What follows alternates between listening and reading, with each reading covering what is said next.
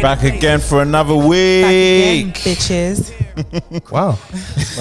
nice. So like tame. With the profanity in there. If you're going to commit to it. Yeah. No, that's me. Is that you? Yeah. Nah, that was funny. HR swearing is crazy. That was funny. Like, Bitches. You son of a bitch. I thought that was quite We need to add that to our British sayings, isn't it? No vim. I thought that was really vimmy. No, I can do better than that. You bitch.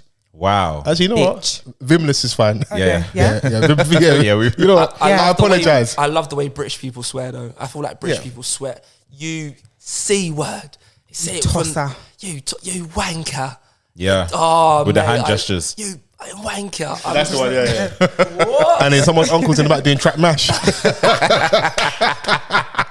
Yo, that's unlocked. Do you know what's killing me? I know it's off topic. I see my man Tommy Robinson on the timeline say that he wants to reform the EDL, the English Defence League, innit? Oh, really? I was like, where's the guy that was doing trap mash at the Churchill march? Recruit him. Yeah, need to get him. I have him at the What's front. so crazy, right? So I lived in Luton for 8 years. Random. Okay. Random facts, go on. I lived in Luton for 8 years. Nigerians are everywhere. That had to be tough. Nigerians are everywhere. Would you do headphones? Sorry. I mean, okay. What, too much information for them? That had to be tough. You good now? How's that sound? You good? Good Yeah, over there? wonderful. Thank you so Okay, much. wonderful. Yeah. So I lived in Luton for 8 years, and it was quite an interesting time, right? And that's when the EDL first started. So I'm not going to say the guy's name. He's probably not going to be listening because he's got like 5 kids that he needs to look after. Right. But there was one individual that I used to sit next to in maths class, right? Year 10. Obviously, like GCSEs are coming up. Everybody wants to be on getting their job done and whatnot. This guy just stopped turning up to class. And I was like, "Raw, miss, is redacted okay?" Redacted is crazy. I'm just going to call him redacted. I was like, "Is redacted okay?" He's like, "Yeah, we haven't been able to get in contact with him. We've called his mum, but it's not picking up this, that, and the other." I go on Facebook now. Donny is next to Tommy Robinson in Luton Town Centre doing certain movements with his hands, talking about EDL, English Defence League. And I said, so this is why you're not doing Pythagoras Theorem anymore. Crazy. Was Mama and Mackenzie in that? Yo, Mackenzie Carbrini. Yeah. Oh, the Carbrini joint. You know the job already?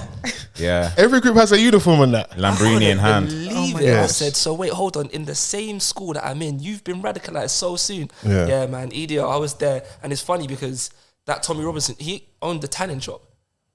Like, it just doesn't make sense. The jokes write themselves, you know. Like, in Luton, his actual day job was a tanning salon. Oh, His name is Stephen Yaxley Len. It's so confusing. Yeah, I mean. It's so confusing. Oh, so Tommy Robinson's not his name? No, it's an alias that he that's goes his by. stage name. That is insane. And tonight, Matthew, It's kind of like how Pastor Toby's. I'm going to be Tommy Robinson inciting hate. Pastor Toby's not, his name's not actually Toby. Nah, it's just might as well call him fraud, innit? Oh. but that one makes sense, man. Come on, man. When I saw my man at the Tory party conference, I'm like, this man, he's got a plan for us. What, Pastor Toby? Yeah. So scary. Sometimes in life, audacity will get you like in rooms that being humble won't. 100%. True. Yeah. Do you know Because the camera panned him, I was like, and I know he's probably went in there with a plan like, I'm going to stop youth violence. But you know what it is? They always have to get their token ethnic in them certain shots just to show that, we're inclusive. I mean, to be fair, their whole party right now is run by ethnic people, so it's interesting. The EDL? No, the Conservatives. Oh. We don't recognise the EDL as a party. Oh, okay. It's just vibes over there. It's vibes over there. Yeah. Vibes and Nazi salutes. Crazy. Yeah. Kind of nuts, man. What way to start a pod? Yeah, what a way. Hashtag off the cuff pod. Come on. We are back. A good honest conversation. Never hurt anyone. Yes. If you're listening for the first week, my name is Fols Forever. I'm Mr. Vans. And we got the Chrissy Hive. Chrissy Hive. Hi, everyone. Young blondie in the building. Big Riz. If you saw Chrissy's drip today, you'd have been laughing just like me. Just like an Italian mobster. And that long jacket season, innit? Wavy drip. But hilarious at the same time. It's an embroidered trench coat. Come on. Joe And I'm Pesci more in stylish. Casino, you know. Yeah, casino drip. I'm going to scream. Why? No. What are you lot on? Vibes, innit? Cool. Yeah. My trench coat's cool. Not very wavy, man. Thank you. Salutes to you, man. Shout out to all the trenches. Have you ever been visited late night by a lady in a trench jacket and nothing under? I mean, there's times that I potentially could have been in a situation, but I don't want to incriminate myself, so All of a sudden you're on it. Can't talk again. You're moving like you're on the Vlad couch. Nigga, you're gonna get indicted. so I get intrusive thoughts all the time. I saw Vlad's face for the first time the other day, you know. He looks like a Vlad. Oh my Yeah. God. He's It doesn't make sense, but His it makes face is sense. squashed. Yeah. His face is squashed. Vladimir, isn't it? Yeah. And he's got the long beard. He just looks like he writes down statements and that. Oh, 100%. Yeah. But then again, he was on that Piers Morgan show talking about the Tupac stuff, and I was like, Yeah, of course you're going to be here. But when I saw his face, I was like, damn. So this is the individual that people have just been opening their mouth to and just The Donny spread. that Ross punched. I mean, Then Russ more than punched, bro. They fished him up in the Yeah. hotel room and he sued. Yeah, 300K. Yeah. Is that it? Have ambition. It was early in Ross's career, man. Oh, okay. Yeah. before the wings stop and arrested him. This is before he met Meek Mill. Nah, it's what Ross had to pay, innit? Yeah. Yeah, that's what I'm saying. That's okay. Yeah. Look at us counting other people's pockets, you know. 300K is. Pocket watchers. No. Bro, I've been beaten up for less. I can't wait for a payout. I'm owed somebody. What I mean is, you would think that if he was going against Rick Ross, Yeah. he'd go for or ask for more than 300K. Because It depends on the severity of the injuries, Yeah. maybe, and the Yeah. lawyer Okay, and stuff, fair. you know. Yeah, the judge is looking at it like, Like, Ross, I hear you. I Like can't left let you foot. get away with it. yeah. Maybe one of them ones. I don't know the ins and outs of it, but it's one of them hip hop history facts and that. go justice. Go Justice. Go Justice. I'm so That's my British, so DJ. polite. The justice system has been against hip hop since the beginning of days. Aye, we're gonna revisit it, but that P Diddy, Oh, is it looking shaky for him? Oh, wait, what have I missed? no, just the whole stuff of like obviously with the Tupac thing coming. Like, we Yeah. spoke about it last week, but like I reckon there's more legs to the story in it because he put out the hit for the chain in it. That's what kind of spiraled the whole thing that led up to my man getting beaten up in the hotel in Vegas after the fight, whatever. Can I be honest, yeah? We need to get P. Diddy out of here. Not because any of that. Just because what he did on Giggs' last song, man. That's, Oh, is that enough for you? Black was- King, God. Black King God. I'm so Horrible. sorry. I've never smelled a smell like that before. That was so Stinks. foul. Black. And Giggs, come on, man. You got to just let man sit this one out, man. That was awful. I agree. Awful. It was. And people Yeah. let him get away with it because he's Puff Daddy or P. Diddy or Sean Combs or whatever he wants Love. to call himself. Or Brother Love. Puffy. Brother Love. But nah, man, I heard it. I said, turn it off, bro. Turn it off. It wasn't what Giggs asked as well. Because Giggs was like, I want him to come and do like his do that ad-libs Diddy and shit, that, yeah. do that Diddy Say shit. some aspirational shit. And I guess he did do Diddy shit because he was just talking all over it, but not in a way that he would do, like, if he really wants to do it. It's just an old school example of like, it's over the more recent years, we've had better collabs. But you know, back in the day when like American artists would collaborate with UK acts and like they give you the throwaway verse, they don't really try. That's improved lately, but it felt like that. You said you gave the throwaway ad-lib. Yeah. Here's my Tuesday ad lib. Giving my a Tuesday throwaway ad-lib. ad-lib is insane. Yeah. Hey, you strong, bro? Come down, man. Britney Table. But people are probably wondering who's that other guy on the mic? Who of the off the cuff podcast has got in the building with them? Let our people and our listeners know who you are, where you're from, and why you're with us this Do week. you want to know my blood type as well? Or do you want to know my national security number? Easy, I mean, on how my do we bro. get that? First of all, yeah, let's call it. Bang, bang, bang. Yeah, man, that's my I'll take all the details, bro. Yo, what's good? It's Ore, spelled like Oreo, O-R-E, no O at the end. Yeah, man, I'm just out here, a young, humble brother in this life, trying to make his way. Sometimes a broadcaster, sometimes a presenter. Apparently I get paid to talk, which is crazy. I make a living from doing that. Love Nice. that. And life is good, man. Just got back from holiday and I'm chilling with the guys and wonderful people in this room. So, yeah, man. Hey, Chris is looking at you like, clean that up. Yeah. You can't say guys are wonderful people in the room. It's non-binary. And They, that. them, they. What? Shit, put some respect on my sex, just on my gender. Yeah, for real. It's pressure when people ask you to introduce yourself. Yeah, It's yeah. like, sorry, what do I say again? Yeah, What's but my like you name? did well. Like you were I at know, the but finish line. I started well, yeah, but then the second half was just crazy. Nah, it's weefy, isn't it? It's cool, though, man. It's cool, And the man. Weefy Lavis got me, man. I can't even lie. That's like Harry Kane not squaring to Sterling. Crazy. The world would have been so different. It's mad as well, because we're Tottenham playing you. Imagine if Tottenham win the league and Harry Kane doesn't win the league in Germany. That'd be Crazy, insane.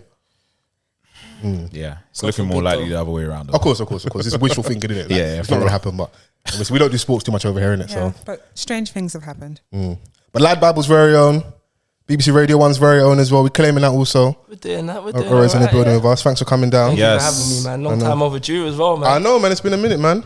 Every time I see this guy out, maybe calling me uncle. I don't know how I feel about this, man. I have to do the job I like. No, bro. I almost speak to him more and that, but because his drip was looking so clean, I was like, I can't do that as well. And you know the young boys, even though like, they give respect, they might rap you, so you have to be careful. So what, you know, we're like pod negotiating on the beach and that. No. We just see each other out. You know, like we have a little hot periods when we're like, out a lot, innit? But obviously, Malta was nice because you see everyone that you maybe been trying to connect with, or just people that you rate and you see out.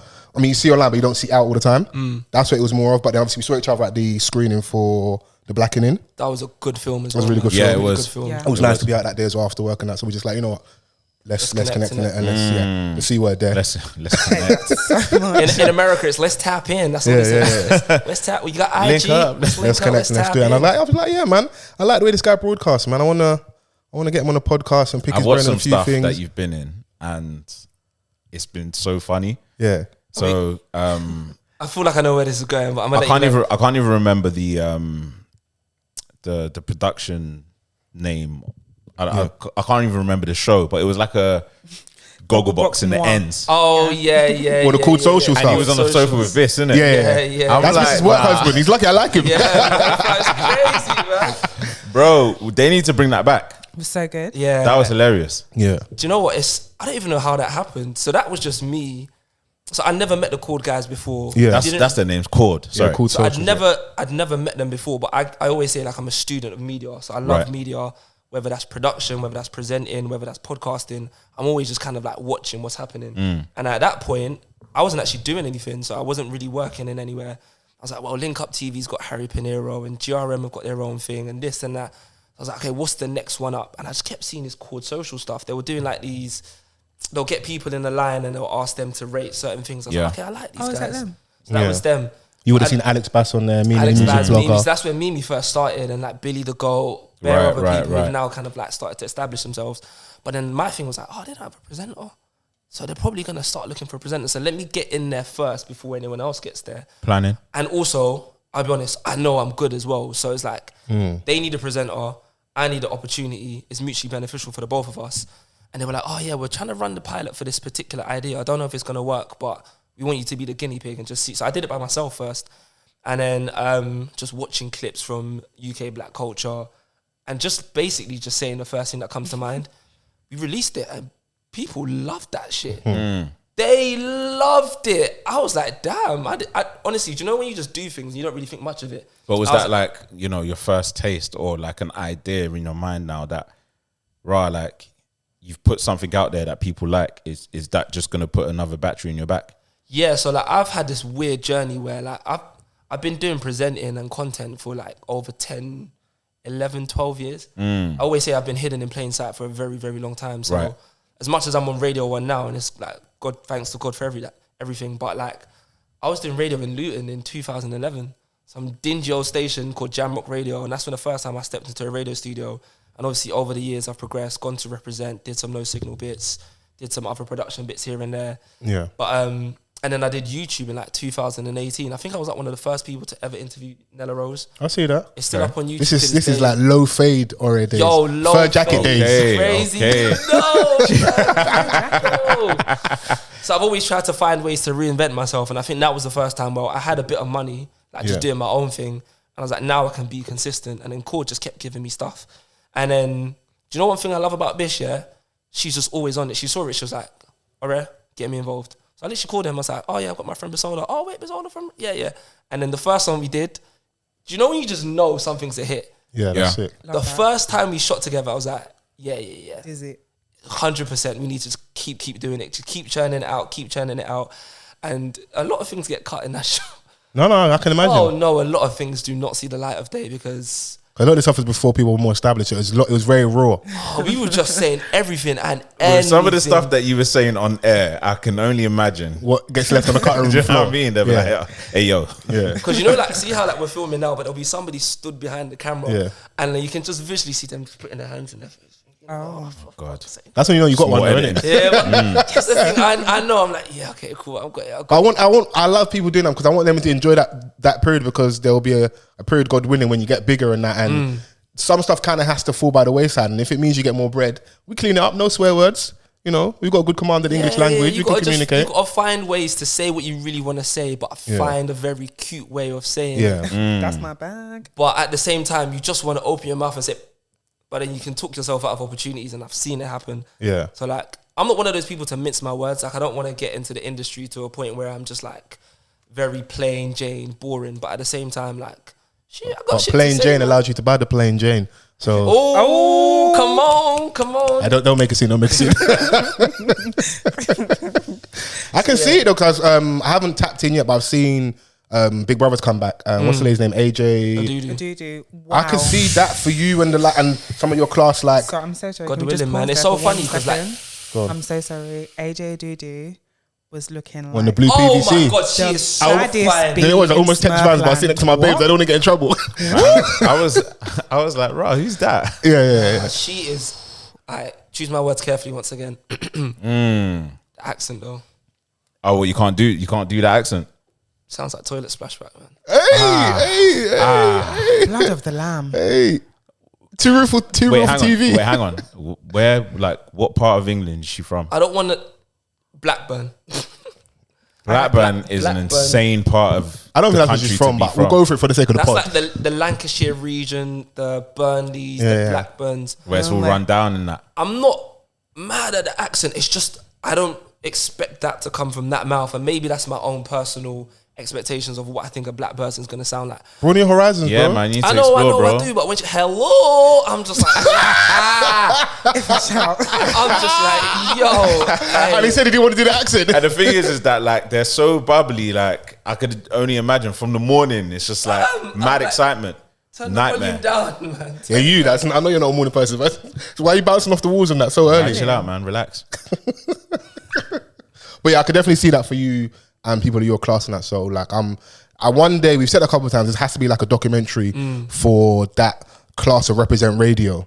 The Henrys, the 100%. Solas, yourself, Reese Parkinson, obviously Scarly, Joe Walker. There's loads of names. I'm sure they're missing people. Remy Bro, Bergs, Yeah. Stormzy. I'll never Relic. forget the day. Stormzy, Kenny Allstar. who else? Munya Chihuahua. Yeah. Bare people. I remember like Stormzy used to always be at Represent Radio. Yeah. All the time. So much to the point I was like, bro, do you live here? He was just there. And he had his own radio show and everything. Yeah. And I'll be honest, I didn't think he was gonna be the person that he is today. Like, Right. Yeah. obviously, like when you're at a radio station like that, you see rappers all the time, Of up and course. coming artists. So I just thought, oh yeah, he's like another person that's clearly bubbling. His name's coming up and whatnot. But then the person that he's turned into today, I'm like, damn, like you have turned into a completely different monster to the person that used to always be at Represent Radio, just chilling in the corner. So like Represent Radio has put on a lot of people. Speaking Shout out of to Stormzy, Represent, now man. we're at the point where Donny's got the collaboration with Adidas and they're able to give like 50 plus jobs. Yeah. Saw that video come out, I think like Love last that. week. So Yep. you know, people saying I'll respond to a clash. I hold this job, man. I'm saying, Put your man, brother on, man. Yeah, I'm not saying Yeah, I want to yeah. hear I want the clash, but what my thing with him is like I've seen other people when they had the spotlight on them, and I don't know what maybe happened behind the scenes, but what we saw, people haven't done what he's done when they had their spotlight on them and the time and the energy and the money. He's using his and the leverage. links. He's using his leverage to. He's using his leverage. No, he's, you're good. You're he's there. using like what he's built Yeah, to leverage like partnerships with like all these corporations. Yeah. Yeah. Do you know what I'm saying? Like, and it's holding them accountable. Like, yeah, and it's yeah. like, bro, the probability is higher here yeah. to get a job than you make it in music. Yeah. let's Tell be- one of your yeah. little nephews, your cousins to apply. Yeah, get out of the booth, bro. Yeah. yeah. Yeah, it's over. It's over. It's over. You will I think never Stormzy make is- it. Somebody be a dinner man. That video is 10-10, man. You can never. Yeah, I don't want to make share me. people's dreams, but like probability in it. Yeah. Yeah. Let's use stats. But it's nice to see that somebody's offering a different perspective to, just rap or just play football. Because when it comes from somebody that looks like Stormzy from the same environment as Yeah. you, you're just going to believe it a little bit more. No disrespect to like a middle-aged white person who's doing a great job trying to work with people in the community, but Stormzy's from ends. Yeah. And for whatever reason, you just seem to resonate with somebody that looks like you, talks like you, comes from the same environment as you. And if he says, hey, listen, keep shooting for your dream, but there's also this option on the left-hand side, should it not work? And there's also this option on the right-hand side.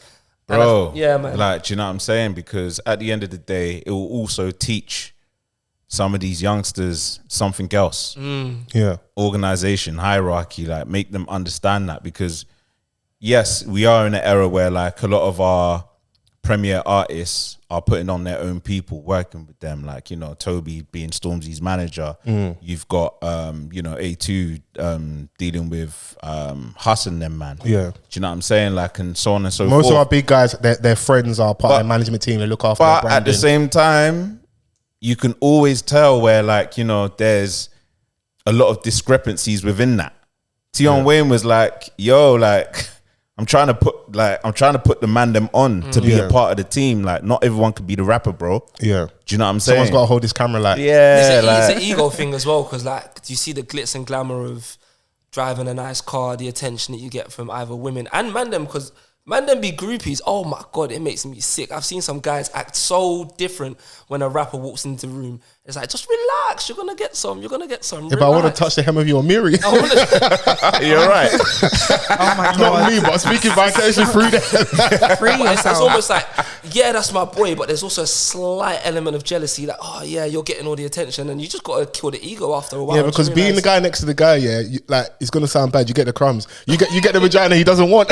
But it's like Gary Neville and what's it And called, David Beckham, Beckham, yeah. documentary. yeah, we'll get to that in a little later. But it's just like, you need to understand why your boy has the bust down, because he's the act. Do you know what I'm saying? Like, he's making shit happen, but like, you're not too far fetched from it. Like, you know, you can build your career just by being around, man, holding a position there. That might be something about the bus. What did you say about the bus down? There's a reason why my man has the bus down. Yeah. Yeah, no, it makes sense. It's true. Everybody wants to have the bus down, watch the AP, the Rolex. But you can get there, like, but it's just gonna take a little longer. Yeah. But hold the position, innit? Like, hold the position. You And never also, know where you your might not Donny's even want gonna the get bust down. to. You can't defend it. They're yakking jewels out here, man. hear it. Please, someone was strangling because of a fake watch. It's a timepiece, you know. No, man, just hold the Timex, man. You'll be fine, man. You know, Just hold the Timex. it's rough out here, bro. Even Hold the bro. seconda, man. You'll be cool. Yeah, it's just like I hear right, it. man. Apple Watch is fine, man. Bro, the wealthiest dons are just rocking the Apple watches. And Bro, I've got a brother that's like they've been doing all right for ages. When he went to somewhere in East Asia, he bought like the replica Rolex. Because he's like, I can't laugh, folks. When I come out of you and your boys, and I have to wear the fake thing. And you know you're having a conversation with man, yeah, you're like, you know what? In a different setting, this might be racist, but I understand. I understand, my boy. I understand. I get it. fair enough. Yeah, he's like, come on, man. It gets like that. If they want to just throw it at them, take. Yeah, hold this, man. Yeah. Then they rush you when they find out it's fake. Oh my gosh. Yeah, it's just peak out here, so let's get off this, man. I'm getting Okay. it's getting intense. Relax. But it's a good week to have you on, Ore, because it's always good for podcasts when you get like big talking points, isn't it? So we got the album from Drake for all the dogs. I don't do that. Don't do that. Are you? Are you? Don't ever do that again. Don't embarrass me, bro. Look at Look what he's doing. That's your Before boy. the company, man barked again, you know. He's moving like my man from Fair Play. Yeah, Chill. That's maybe like I show speed or some shit. What's the roof? It's for the pops. Everyone's. That's it, bro. Yeah, this ain't for the XL bullies. This album ain't for Oh, the. Yeah. get out my face. Yeah, I it said, ain't for them. Not the So everyone's listening to the For album. the French pugs. No, Chris, you didn't listen. you don't know how I feel about Aubrey. The fact you keep calling him man Aubrey is crazy. Yeah. his name. Can you refer to him by his stage name, please? It's Drake. Drake. Yeah. But did he not give Aubrey energy? I don't know what Aubrey energy is. That's the Drake. thing. Like that. Anyway, it's about the music. Think of anyone that you know. Are they called Aubrey?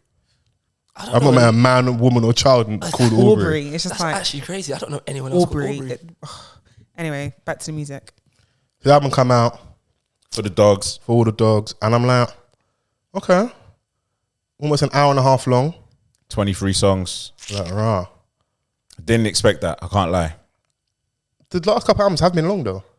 They If you look have. at CLB, Her Loss, They have. and because Drake can sit in different pockets. But then this is the reason why I thought that let's go back to, you know, bringing it a little bit more in or focused. The last short album he had was Dark Lane demo tapes. Obviously, that's more like a mixtape, innit? Yeah, like the energy wasn't the same when it dropped. It wasn't. Throwaways It wasn't. again. It wasn't promoted as like an album. It was COVID tape, Like, innit? yeah, have this. I think the last, More Life was long as well. Honestly, Nevermind was the last. Oh solo. yeah. Oh, I even forgot about that.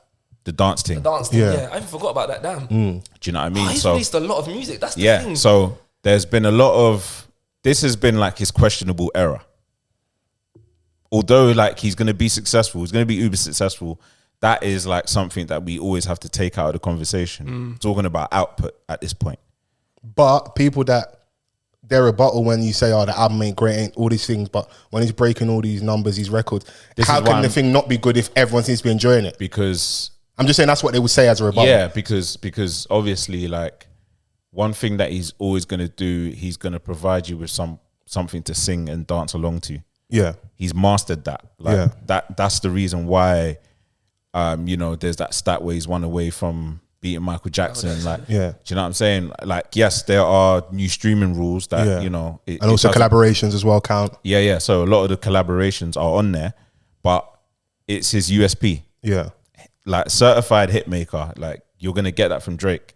So then he's managed to always like be at the top of the conversation whenever he drops. yeah, This time though, there was a lot of talk around this album. Obviously, like he's been on tour whilst, you know, they're just finishing up the album and stuff. So he's talking a lot more about it. Yeah. Like, oh yeah, album's out in 2 weeks. 2 weeks comes, doesn't drop. yeah. It's meant to come out in like August as well. Yeah. It's been So delayed, like, there's a bare lot times. of, so then there's anticipation around that as well. Because it was alluded that, you know, he's gonna rap more. If you call the album For All the Dogs, like I'm expecting bars, innit? Maybe that's my fault, but it's not a wild assumption to make. It's not a wild assumption to make, and I had that assumption until I heard the song with SZA that he dropped, and I was just like, But you were always, maybe not as a lead This- single, but you're always going to get that version of Drake on the album. He's Yes. never going to give you completely full rap because But- he can't do that. Like, But even that as well, that single makes sense because SZA's having a moment, if you want to call it like that, with her last album. And she's Yeah. super hot, super popular right now. So I'm not saying he's a leech, but he knows how to attach himself to other people. of course. He knows how to attach himself 100%. in order to benefit his And if thing. you're an artist, are you going to turn down a Drake feature? Like he's Yeah, got yeah, of Central course. C on a death row contract at the moment. And I see Steady. Central C out there. Steadily. Steadily. It's an OVO dungeon, yeah. he got the OVO chain the other day and that, man. Not too much on Central, man. Yeah, I mean, No, I love Central, by the way. Yeah. I really like Central. Some people were shocked that we didn't see him on the album as well. I feel like that would have been too obvious. I don't know. Even if it would have been, Yeah. like I think he would have done it anyway if there Yeah. was a song that was right for it. I just don't understand why they. I get it from a monetary standpoint, and I know that he's got a huge contract to fulfill, but it's still like this isn't like someone that is inspired anymore. Like, But then what's that cliche saying? I always heard him say it in boxing circles. It's hard to get up and train when you sleep in silk pajamas. And I think that's what that is. It's So true. we made reference earlier. So I was checking before we came here. Since 2020 up to date, this is 5 projects in 3 years, basically, just over 3 and a bit years. Yeah. Of course, add COVID tax.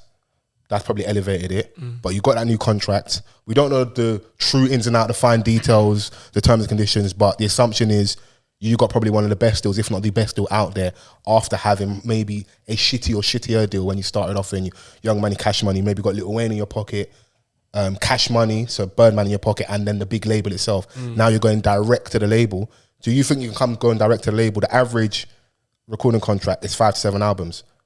He's fulfilling his obligation.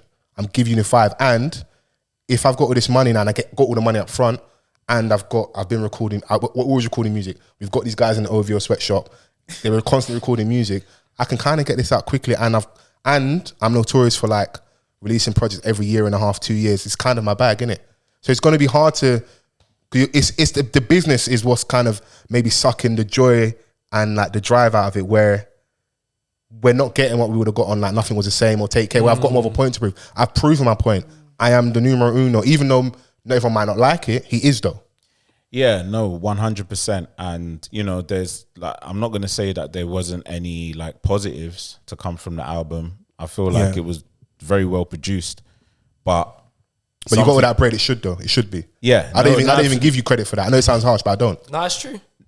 it's true, but like we've seen people that have things at their disposal, and they're not they might not pick the right beats. Of course, yeah. And the thing is that he picked some really good beats, but he's just done the wrong thing with them, and that's very unlike Drake to me. All right, can we start with the things we don't like? Or can we get the hate off earlier? Let's get the hate off. Stuff we don't like. The song with Yeet, delete. So do you know what's crazy? All of that. All of that. I don't want to hear that. I don't want to hear that. So for the first time I saw Yeet was at Wireless because I was working this year, and I was like, I don't actually know who my man is. I've never seen him before, but I've never ever in my life seen people react to that guy in the way they reacted for Yeet. I was like, oh, this is a world that I genuinely do not understand. And before I came here today, I was just looking at the numbers because I follow this account on Twitter, and apparently that song with Yeet is the most streamed song on Spotify since the album dropped. Yeah. Every single day. I think it's getting like 4 million plays every couple of hours. Like it's because they knew to tap into that. Yeah, it makes sense. Do you know what I'm saying? So on one hand, we from an artistic point don't like the song sonically or whatever it is that we don't like about it. But on the other hand, you've got people that are still streaming this song because of Yeet, because of Drake, because of the moment. So it's like, how do you balance artistry with, but it's still getting numbers? And I think that's where it conflates the two. Think about like back in time where like, I don't know, Nothing Was the Same dropped, right? And then you had things like Worst Behavior and Worst from Time. Do you know what I'm saying? Like, I think that was like one of the moments where like people were like, he's actually solidified. I think then my man still had more of a point to prove. But he wasn't even chasing anything. He wasn't doing anything like that. But he still had a little hunger in his belly, and it's something that he needed to get off his chest. I guess, and that was the Drake that wanted to prove like all his peers wrong. Yeah, and I feel like he still has a little bit of a hunch on his back in that regard, where like he still remembers how a lot of them man used to try and little bro him all the time. Yeah, when he's like, "Raw, you man need me." But now like it's mixed with like a weird like I'm a gangster now Drake, which I don't like. But money does make you a gangster though. I'm not talking about like it being right or wrong. It just is what it is. If I'm now the guy in my ends and I have 10 million, we saw what happened to 6ix9ine. You can order the hit. You can make grown men who are certified outside, like it's people true, who like who have no stain in their character, go and do stupid things because you've got the money. Yeah. It's the now the presentation, like, it comes across a little bit corny, but bro, Nicks get money and like think they're bad. It's not new, bro. Yeah, it's true. I mean, he alludes to it in this album as well. But he's like the theme of this album. He was just hating on the women that he was dealing with. But you know what I don't like about some of that stuff here is this is nothing new from my man. What it is he doesn't have the bangers to mask it. So now they have to be held accountable. Where like before, when the bangers were there enough, you kind of firm it. Because saying that people chose to ignore what he was saying. Bro, if your music beat was hitting a little too hard, if your music slaps enough, you can get away with damn near everything. We've seen it in music and history. There was a little bit of like a little bit of innocence, like in his earlier. Also, as well, he was naming random women, whereas now it's like anything. You're picking at people that we like as well. So I'm saying let's steal the stuff we don't like on the album. So I didn't like the Yeet song. I don't know why he's dissing Rihanna. Yeah, man said, and he wasn't. He didn't even try to make it cute. Man said, auntie. Nigga, just say her name, bro. We know you're talking about. It's so bait. I don't know what's burning you because A$AP Rocky's over there and he got her, man. You wanted her, and all of a sudden, like the sex is average. Yeah, we didn't need to know that, man. It's giving you know the guy that used to go at the bus stop and she says no, it's how your butters anyway. It's giving that energy. I know what he played on. Obviously, she's got a song on Anti-Sex with me. It's so amazing. I actually listened to that today. You know, no word of a lie. Yeah, I was listening to the album because I knew it was coming today, and I don't know why. I went and listened to Rihanna's album straight after it, and I was like, nah, this is music. Yeah, this is genuinely music, and I don't know what it is. There's a disconnect with Drake at the moment because we'll probably get into it, the whole Joe Budden thing, and the conversation around that, because you've got people that want him to spit because they know that he can spit and they know that he's got things to say, but then you've got the other side of things where you've got the young people that want to listen to Yeet and want to listen to the Central C's of the world. Yeah. And I think what I've realised is Drake is not playing the game that everybody else, the old heads, want him to play. He's still trying to be... How old is Drake again? Like 30? 37 in a matter of weeks. Yeah. He's still trying to tap into that younger audience that TikTok market, whatever. If they're the ones that are spending the money, they're the ones that are streaming. I'm not mad at it. And the thing with I know Vans gonna go here. The thing with the old head thing, and I get it, yeah. But the problem with that is when you're Drake, you still also have to control your image, your name, your narrative. So if you then go and give us the 14 song, no, not 14 song album, which is straight bars, it's not going to do numbers, all the other stuff with the melody, and then your numbers drop off, and the perception of you is that you're falling off. But we'll be happy because we got what we wanted. But unfortunately, our demographic is smaller than the mass. And you're Drake, you still want to protect you being Drake. And you've also showed, it's like if you've got new sounds, he's tapped into dance, he's tapped into Afro beats. He went and did dance. Like Drake can do loads of things. He tried to do this, he's done stuff with Bad Bunny. When you do all of that, and you know, you also probably have more data to disposal than the guys back in the day. You know what sounds are making sense. So you're gonna jump in them pockets because it's gonna make you stream more. It's just business, like, and that's I think that should be the theme of the conversation. It's just business. It's all business. It is. But I just hate how, you know, someone like him has to compromise that even at that level where he's become a slave to it in a sense. Is it compromise or is it just moving like boxing clever? Because if anything, I feel like his hits on Take Care are a lot more mature than his hits are now. Bro, do you know what's mad? I've been listening to the album consistently since it come out, yeah. Scorpion's a better album than this. And that got some mixed reviews. That has Nice for What on it. That has Ratch Happy Birthday. And I didn't like that album. That even has with Jaded. And I hate the content of that. No, Jaded is amazing. But in terms of like you burying him burying him soul and actually addressing things, yeah. Sandra's Rose. Like he had proper ones on there compared to this, because what I was saying earlier about like not having the bangers. Also, the biggest moments on this album, J. Cole's verse. Best verse. He's probably got the best verse on the album. You don't have the best verse on the album. J. Cole had Donny in a corner of the ropes, on the whole album, and Chubbs was in the corner begging him to stop. Please, that's my bro. But J. Cole with features is just a cheat code, man. It's an absolute cheat code, because that man, he's still my favorite rapper to this day. He's on a mission at the moment. Like in terms of bars, like he's out of the free. Yeah.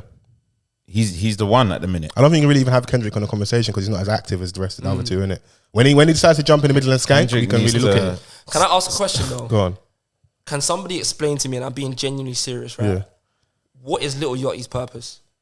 I don't understand that one. Friends for the longest time, yeah, maybe I'm a hater. I don't know what it is. I've tried to listen to his music. I just don't. No, what's the song when he does the mad walkout and then the beat drops? Oh, what, Wireless? That's the video though. That was a moment. No, but I've gone to this song. The song isn't like like some stuff that isn't for me. I can still appreciate and I get why the kids like it, innit? Yeah. So I'm not necessarily all day tapped into Yachty's music, but he's got that song. I'll find the name of it. He's got a song with T Grizzly where he's floating a little bit. Like he's got the I took the walk to Poland. I was like, yeah. Can people genuinely be honest with themselves? This music isn't good. I'm talking about Lil Yachty, not Drake. The music is not good. There's nothing. Apparently his last album was like amazing. That's what I'm hearing. I can't am I going mad? No, that's you also. Do you know what it is? Everything's not going to be for you because it'll turn you nuts. Because you can't like. Remember when we were growing up, some things that we liked, and older people were like, "What the hell is this?" This is noisy. Yeah. All right. So Drake has man. this theme, right, where they say timestamp Drake is Drake at his best. Right, we had 9 a.m. in Dallas. We've had 4 p.m. in Calabasas. We've had 5 a.m. in Toronto. Yeah, we've had. What was the Brutal Path one? That's 7 a.m. 7 a.m. in Charlotte. 8 a.m. in Charlotte. 8 a.m. in Charlotte. And we had 6 p.m. in New York. Cold. That one was cold. Yeah. Where does 8 a.m. in Charlotte fall? Because below all of those. Off. It's a weird one to judge. It might be the worst one, I think. Do you know why? Just because the visuals don't help us. Get your son out of here. We don't want him. What's that? Baby father and baby father hate over there. Man said, my daughter's watching the video and I was like, bro, I was watching the video and I was just like, don't do that to the little youth, man. Addy Don. And then you're all over him like, nigga this, bitch that. What the heck clipping's about? They say he's cosplaying Smino. So I don't know what that is about. Like, listen, everyone have your own artistic expression, but I don't get it. I don't know. I didn't hate 8 a.m. in Charlotte. I think it's because that's the Drake that I like. Selfishly, that's the Drake that I like. Yes. Couple bars in there. There was like a Mike Tyson's reference in there as well. I was like, you know what? I'm okay with it. I didn't love it, but because I haven't heard that Drake for a while. He has released a lot of music, not since that 21 Savage album. That was the first time I was like, okay, cool. Now if the album's gonna sound like this, I'm excited. And then when I listened to the album, I was like, oh, okay, it sounds nothing like what I thought it was gonna be. I don't think it's worse. The intro, like, really. I wasn't mad at the intro. I wasn't mad at the intro either. I wanted him to. You wanted to rap on the intro. Yeah. Okay. That beat, like, deserved bars. Virginia Beach as well, reference to Pusha. Yeah, and he's just Pharrell. crooning. I don't want to hear that, nigga. What's his beef with Pharrell? He's just at that It's position just a Jason now. beef, innit? You're the guy next to the guy, innit? Yeah. and he's at the point in his career where he can say stuff.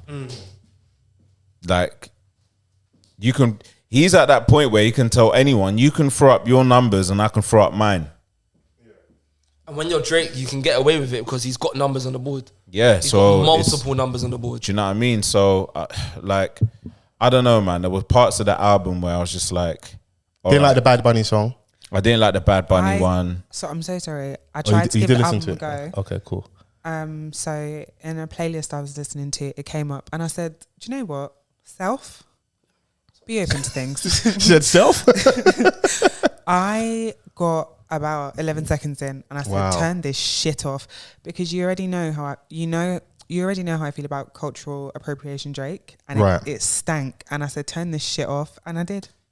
But then when you're maybe a little bit like racially ambiguous, you can do like, he looks like he could be Latino, innit? Or Latino. Okay, Latino. well, Yeah, okay. so Yeah, like, Razor Ramon. Yeah. yeah, so do you know what it is? I didn't necessarily love the singing in Spanish.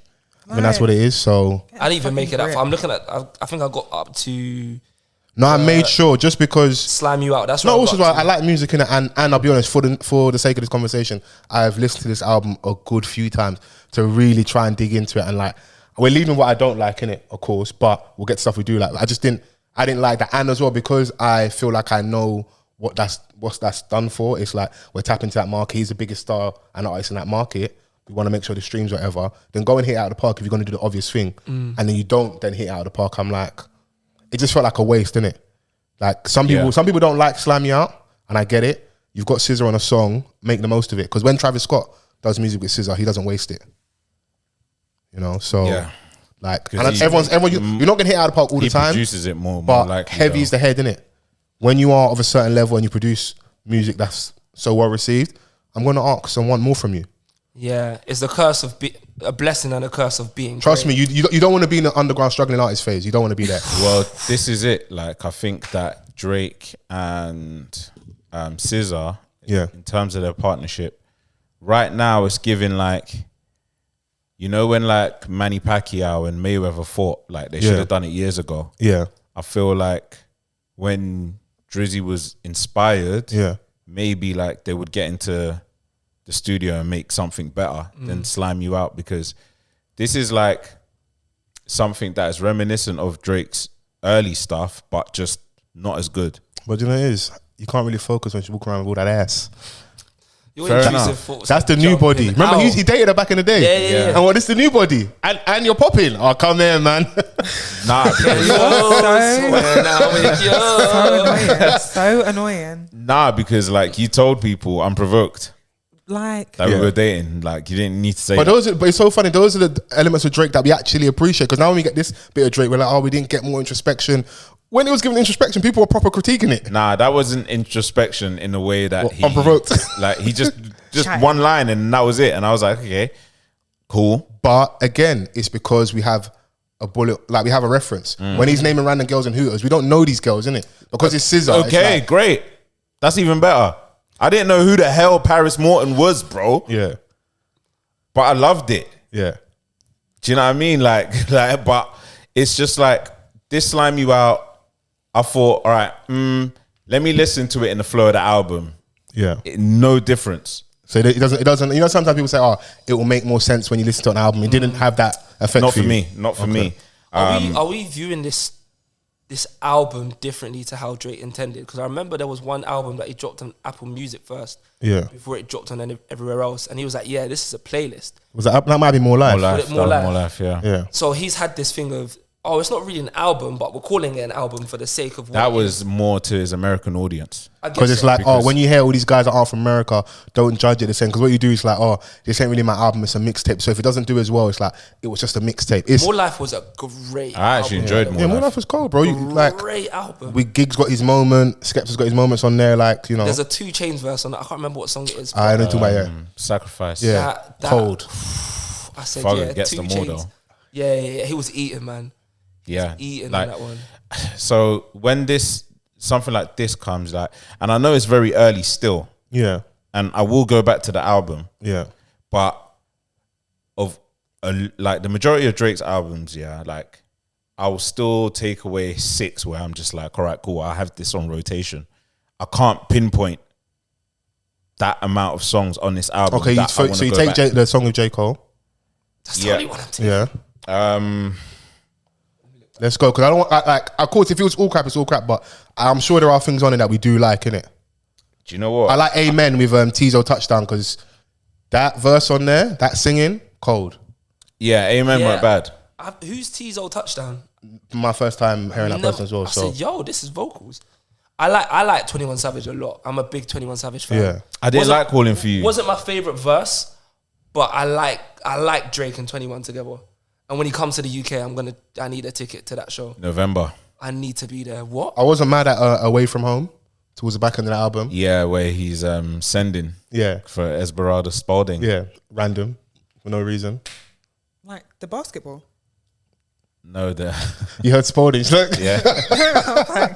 What? Who? Ain't okay, she like fine. a jazz musician or I something? think so. like, Yeah, it just felt random, innit? that you know what she also- won like a lot of Grammys one year and Yeah. stuff. And like she was all like on Obama's playlist. He was like, "Who Yeah. gives a fuck if you're on Michelle Obama's playlist?" Because he said, "Oh, I won 4 Grammys, but I got nominated for like 100." 100, Because yeah, you can be 100 disgruntled. Like, nominations, even though I've got this commercial success, I've got all the money. That critical acclaim. See, in life, sometimes you can't have everything. It's true. LeBron So James who's the jumping head out the gym, sexy wife, all this money, kids, hair finished. Oh my Yeah. gosh. Like, I you saw can't a have man- everything, bro. I saw a man. His high top was empty in the middle. Huh? Yeah. What sunroof down? He had a high top and it was empty in the middle. It's like a little village in a Crazy. like, Yeah. the trees, the Sunroof trees down. around So it. nice. I like he didn't hear it in the middle of winter. Oh, you're so lucky. Driving through Elephant and Castle Bear Mitchell and in Ness. minus 40. I can't lie, when I went to America, I went to the barbers out there. I had to make sure I got the spray on the hairline because the hairline yeah. of mine was a bit. Well, the heat was just evaporating everything. I can't lie, the barbers out there, they did their job. What? They What, put their HD, hairline- 4K and that. They HDR, put like a OLED. face towel and everything. Man gave me a neck massage and everything. I That's was all the thinking, fine "Rah." visuals, bro. OLED. Don't do that. Tagged on. I don't let Vans do that. You got headphones as well. Don't let him get away with it because you can hear it Actually hear loud it. and clear. Don't let him do that to you. Clarity as well. Triple C's. Yeah, no, but Away From Home, I liked it. I liked how he was flowing on it. He was saying some shit where like, you know, he was basically reminiscing of like when he wasn't so popping, and then the final verse feels like, you know, he should have more. So he's like, you know, 4 Grammys, 100 nominations, like. He's basically also saying on that verse, I'm the head of Universal.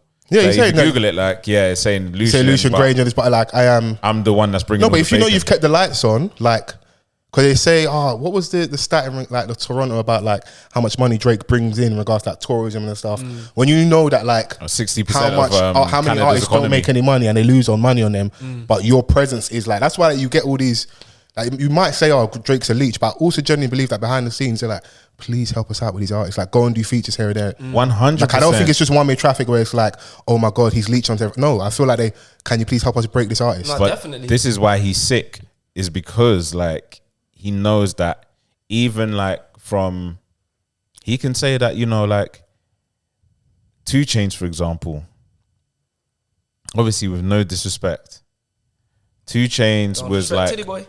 he was like, obviously he transitioned from Titty Boy to Yeah. 2 Chainz. 2 Chainz, Riding Round, I'm Getting It. That was Yeah. like that regional Even before smash. that, he had He was on Duffel Bag Boy, Player Circle. With but that was when he was Titty Boy. I'm talking about once he became 2 Chainz. Yeah. Obviously, like he had the True stuff that was. Yeah. But then when No Lie dropped, bro, transitioned into a whole other world. do you know what I'm the saying? same with Migos as well. Versace. He even says it on the album, like, you know, he made, you know, P some M's. He did. Quite a few. Can help break your artist. And of course, some people could argue there was moving already and, like, you know, they had momentum and stuff, but when he breathes on it, it just. But there's a couple misses in the catalogue as well. Who remembers Block Boy JB? But that's for him though. That's Look Alive. 95. Look. Don't remember. That was his. I Love McConan. Oh my god. Going up on a Tuesday. I couldn't believe what he looked like. Yeah. Yeah, I mean it's not Drake's fault, but it's interesting to see. But it was all around the same time where he was doing that. He did it on the Fetty Wap thing as well. So it was just part of like Georgia him. Smith to a Sly. But that was a business and pleasure. Yeah. Yeah. But you know what? Jay didn't it? Like all the criticisms that he's getting now is what he's been doing. This is not the first time that he's hated on, you know, someone that is with a woman that he used to know. Do you know what I'm saying? Jaded, he was hating on. He was hating on Georgia's boyfriend. How does it feel to know the man you're with does the same thing as me, but it's way less wavy? That is top shelf hate. Yeah, and I don't even endorse it, but I kind of rate it because man's like, you took me to see your. He was like, why the fuck am I in Warsaw with your family and now we're not together? Oh my gosh, hey, Drake in Warsaw is crazy. Don't you remember the photo of him in Co-op? Yeah, that was in Warsaw. Like he was with Georgia's family around. That's why he was down there. Fear of heights. Yeah. Why they make it sound like I'm still hung up on you? That can never be. Y'all can't run me. Better him than me. Better it's not me. Was that the one where he was getting I'm anti. Beat it. Is that song? Was that a different song entirely? Okay, that's a different song then. Yeah, and the sex was average with you. Sorry, I don't like. I'm anti because I had it with you. I'm not, bro. I can't. I'm anti like your daddy's sister. I can't co-sign a man that does that, man. Any sort of chatty-patty business when it comes to whatever sexual. Like you lost. You're the one that professed your love for her, and she was like, "Heck." But can we still asking for the replay against Tottenham? Let it go, man. No. Let it go. Yeah, that's a Liverpool fan in the corner, isn't it? We'll lock off this one right now. Hit him again. Whack him again. Walk away with the equipment. Man, put a roadcaster in his backpack. Never walk alone. Never walk alone. Hey, load up the jokes, man. More jokes, man. Load it. Mute your mic. But you know what it is though, yeah? Like, I don't rate it, and I'm sure a lot of people, listeners don't rate it, yeah? But it does speak to an emotion a lot of men have. There's a woman that you really wanted, and she's with this guy, and you're like, fuck that nigga, man. But men do feel like that. Yeah, but... Because we shouldn't be surprised. This guy that wrote Marvin's Room, it's just because we love Rihanna. You can't appreciate Marvin's Room and then get angry at this. He's always been this way. He has. But the thing is that, like, if you're going to hate on the next Don, hate on the next Don. But also there's an extra element of hate as well. I'm going to give you Fols' conspiracy theory. Like, Eskimo Brothers is a real thing. Remember when Pusha T said to him, we saw you chose as your Beyonce. The rumor is that who he really wanted is Rihanna. Because when you are the boy, you want the girl. Jay-Z went and got the girl. When Meek had Nicki, he's posting photos of him, Nicki, and Beyonce and Jay-Z at the award show. I've got my it girl. Drake didn't get his it girl. He ended up with Sophie Knows Better. And allegedly, that's he's Eskimo Brothers with, like, as in ASAP Rocky, Iman Shumpert, a few other guys with Homegirl. That's why he was up in the air and not necessarily wanted to claim her as the baby mum. That's why he hates him even more. Not only did you get my girl, you also allegedly you revealed to the world that I'm having laid down with my baby mum as well. So I hate you, ASAP Rocky. But I love how unbothered they are about it as well. Yeah. Like, do you know when somebody pokes the bear, eventually the bear's just gonna go, yo, big man, and start swinging. The two of them carrying on like nothing's even happening. Drake, who's the Drake? They got like 202 in it. Like, they don't care. And if ASAP smart, breed it again. They are living life. Shoot up. Bang, bang. While I'm here, I want to say ASAP Rocky is the best smelling man in the entire industry. Okay. The best smelling individual in the industry completely. Sorry, I know that's crazy. So we have a community, the Real Nigga Alliance. Yeah, they would like to know, how many men have you smelt? How much time you got? Man's nuzzling on necks and then, oh my God, Creed. Nah, you're taking dapping up to a new degree. No, but you know when you dap someone up and you're like, oh, this brother smell good. No, that's good, man. Let's give our man them compliments and that, but it's good for the jokes, isn't it? So No, I hear it, man. Content after content, you get me? no, I'm happy Shouts for to, ASAP, you innit? know, Like, The women like ASAP. He's bro, so the beautiful. two most important people in ASAP life, important, sorry, You've had a few. Skepta and Point. Skepta and Rihanna, innit? I'm ready for a new ASAP album, though. I'll be real. Yeah. I've always been an ASAP fan. I'm not. I hear it. He's not for everyone. No. Wait. Hey, man's about to load up the hate. I put your zip down. Hey, chill out. Said release the hate. The thing is, I'm not saying that I'm not an ASAP fan. I'm just saying that I'm not necessarily looking forward to a new ASAP album I right hear now. it. I hear it. I would like to hear Well, you something from know the what? mob, the collective. Nah, once Right, that's hate, boy. That's peak hate. You know, man said hate. Nah, you can in unison. model mains and that, but I'm not trying to. I'll be real, yeah. Just certain groups, mobs, whatever you want to call it. You just got weaklings in there. Like, there's only 2 or 3 that are really good majority of the time. The rest of the guys in there, they're just there because they happen to know people. Let's be honest. When my man passed away, like I felt ASAP like, Yams. Took a A$AP bit away Yams, from them. It kind of, I think he kept them together, and he like was able to orchestrate that movement better than anyone else. And once a group's that big as well, it's hard because it's like ASAP's the guy, and then there'll be a little bit of his career where like you were the guys next to the guy. ASAP Ferg managed to step out of the limelight a little bit and have a little bit of his own career and songs and stuff and a bit of his own movement energy. Rocky was just ascending when Yams passed. Do you know what I'm saying? Like, first album dropped. I remember the Goldie video when them two are in the whip. New energy, yeah. And I was just like, yo, this is cold. I love the movement. The music that they're making is sick. I trekked to Birmingham to an ASAP Rocky show. Wow. When he first had his main, from do you know trekking what I'm saying? to Birmingham to just not being a fan. I mean, do you know what? After a while, it's just like, all right, cool. I think he got lost in the fashion world a little bit too much, I hear it, man. in my opinion. But it also goes down to like whatever the individual wants, because sometimes maybe he just wanted to do fashion, and That's fair. Rap could have actually been the And side fashion hustle. might be paying more. It might be, Because so a lot of musicians, like, they don't make good money. your from music it. just Yeah. becomes, it's an extension of the brand, isn't it? Like, you just now it's Came like, a I can long do way, more man. things, He was innit? slipping on semen in Rikers, like, I want to correct something about that story. Yeah. Like, it sounds brazy, yeah, but It's the way he told it all as he well. was saying, he didn't tell the story properly. People were like jacking off in the shower beforehand, didn't it? That's what it was, and they went there to fight a man slipping in semen, didn't it?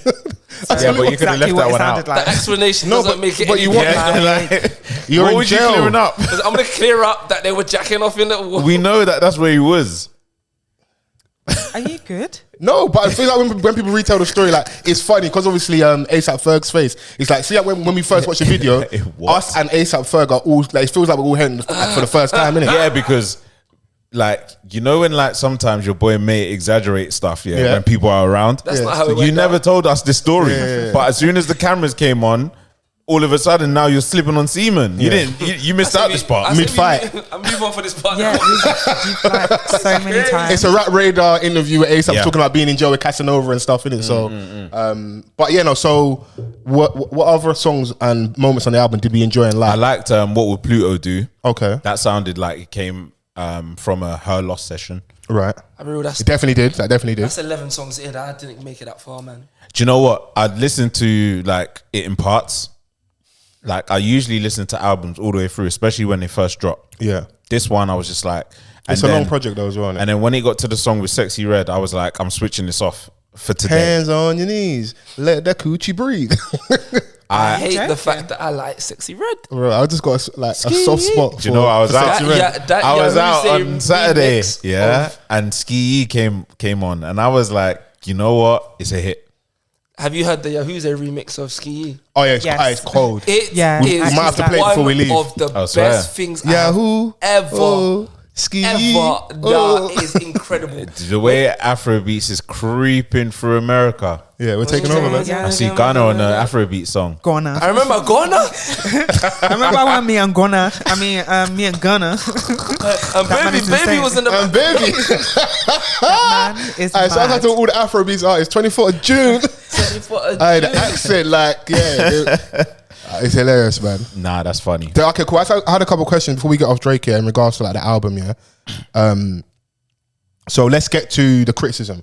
So obviously Joe Budden had the breakdown on I think like last week's podcast. Obviously, when you're listening to the podcast, by now he should have responded to Drake, responded to him on the next episode. But he did a review of the album, and I actually listened to the whole thing, that whole first hour, and he actually wasn't that scathing. It's just that clip that got put out. Drake seemed to respond to, innit? I just knew that these man were gonna, because they've been looking forward to this project for a while. So you can hear the disappointment. Like they still said that they liked it, but just they felt let down. Chrissy, can you in your best HR voice read out this response from Drake to Joe Biden's criticism? Oh my God. Okay. Yeah, no pressure. Let me take a sip. Like, obviously I had a small mistake earlier, so if you want to insert a mistake, voice. bare pressure, boy. You have failed at music. You left it behind to do what you're doing in this clip because that's what actually pays your bills. For any artist watching this, just remember you are watching a failure give their opinion on his idea of a recipe for success. A quitter. Wait, a quitter give their... What? English. A quitter give their opinion on how to achieve longevity. You switch careers because the things that pop into your brain had you broke, living check to check, and the raps you write had 450 men showing up to your shows in dusty... Aniche jeans to screw up their faces to Mood Music 29 and pretend that you were the GOAT. Please, to any artist that's doing what they feel is right, don't let these opinions affect your mindset after the fact. This guy is a poster child of frustration and surrender. You retired and we never hung up your jersey and we don't even remember your number. We know you for doing this. That was a bar still. You withdrew from rap not because you accomplished all you need to. It's because it's not working for you. I never want anyone in generations to think that the whole everyone's entitled to their opinion is a real thing. This is a man projecting his own self-hate and the fact that I did and continue to do everything he wanted to do for himself. If you need it put in simpler terms, I own a 767. He owns a modest house in the 973 and flies first class on special occasions.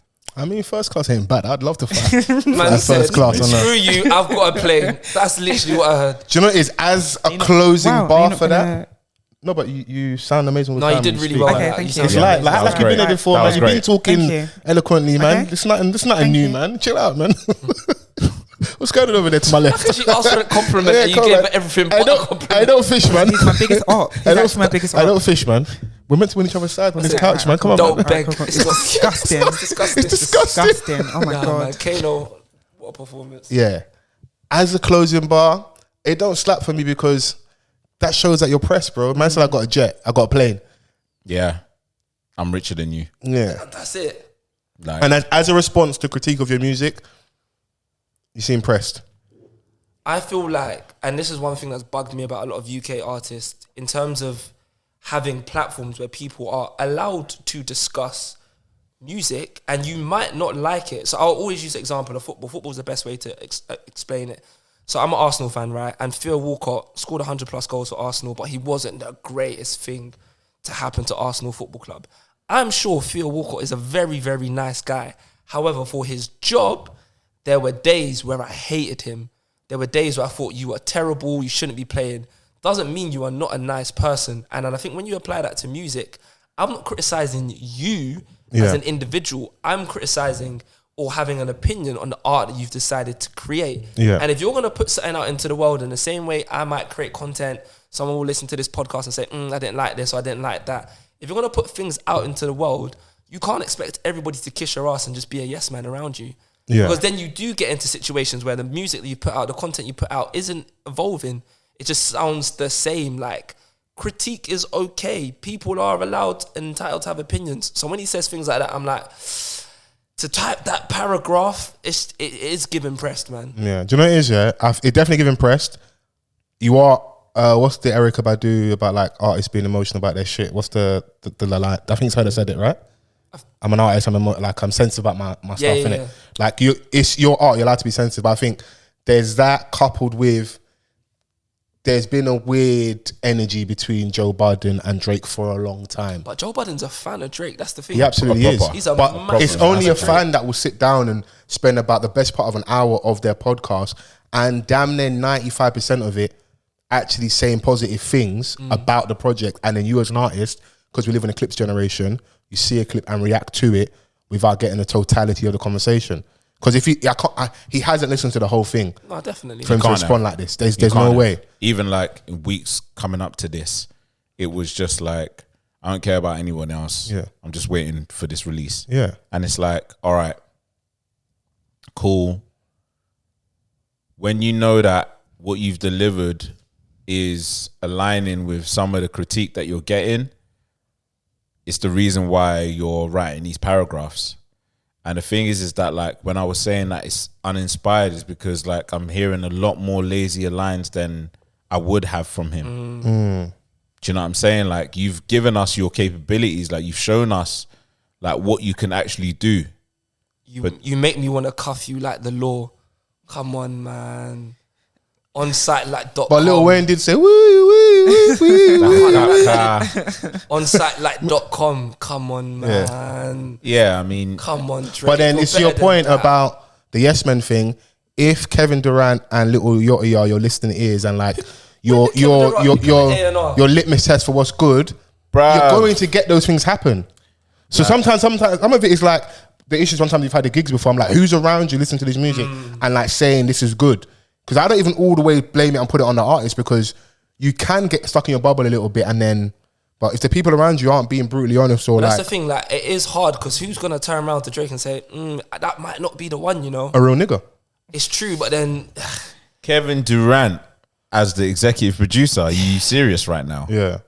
Donnie, that it's should like, be it's like Assad focusing. being the executive producer of DJ Khaled stuff. It's like it's there to say it's there, but I don't really know how involved. I understand that Assad thing because obviously the checks are going the to publishing, eat, you're always going to eat that way, right? Yeah. But Kevin Durant is like, I don't know, man, me getting, I don't Kaya know. Saka. Yeah, Saka to come in executive producer. No, it's like you going to get Michael Venom Page to produce the podcast for us and that. Like, it's not Yeah. your world like that. We don't know you, fan. It's not a diss because of his MVP Like, headlock and that in 2 seconds. Hey, yo. It's like, it's not your world, innit? It's just Yeah. more of like, and as well, yeah, even if that's a world you're trying to get into because Shaquille O'Neal was in music, like, cool. Go and earn your stripes as well. I get it. Because of who you are, you're allowed to start a lot higher, innit? Because you're Kevin Durant. But also, I'm Drake, innit? Really and truthfully, you should kind of be honoured to be in this space a little bit as well. Don't fan out for fan out when it's time to go and watch him at the basketball match and sit in the front row. But when it's time for studio time and you give me your opinion, like when LeBron was trying to do hip hop A&R, I'm sorry, you don't even know the lyrics, bro. We've seen you on Instagram. Thief in the night. Yeah, I'm a thief in the night. I'm I'm a thief in the night. Nice and thief in the night, like 2 seconds too early. The thing is, he didn't have to upload that video as well, you know? Yeah. He could have looked at it and said, okay, let me just do But it this. is, we'll never have this moment if he didn't.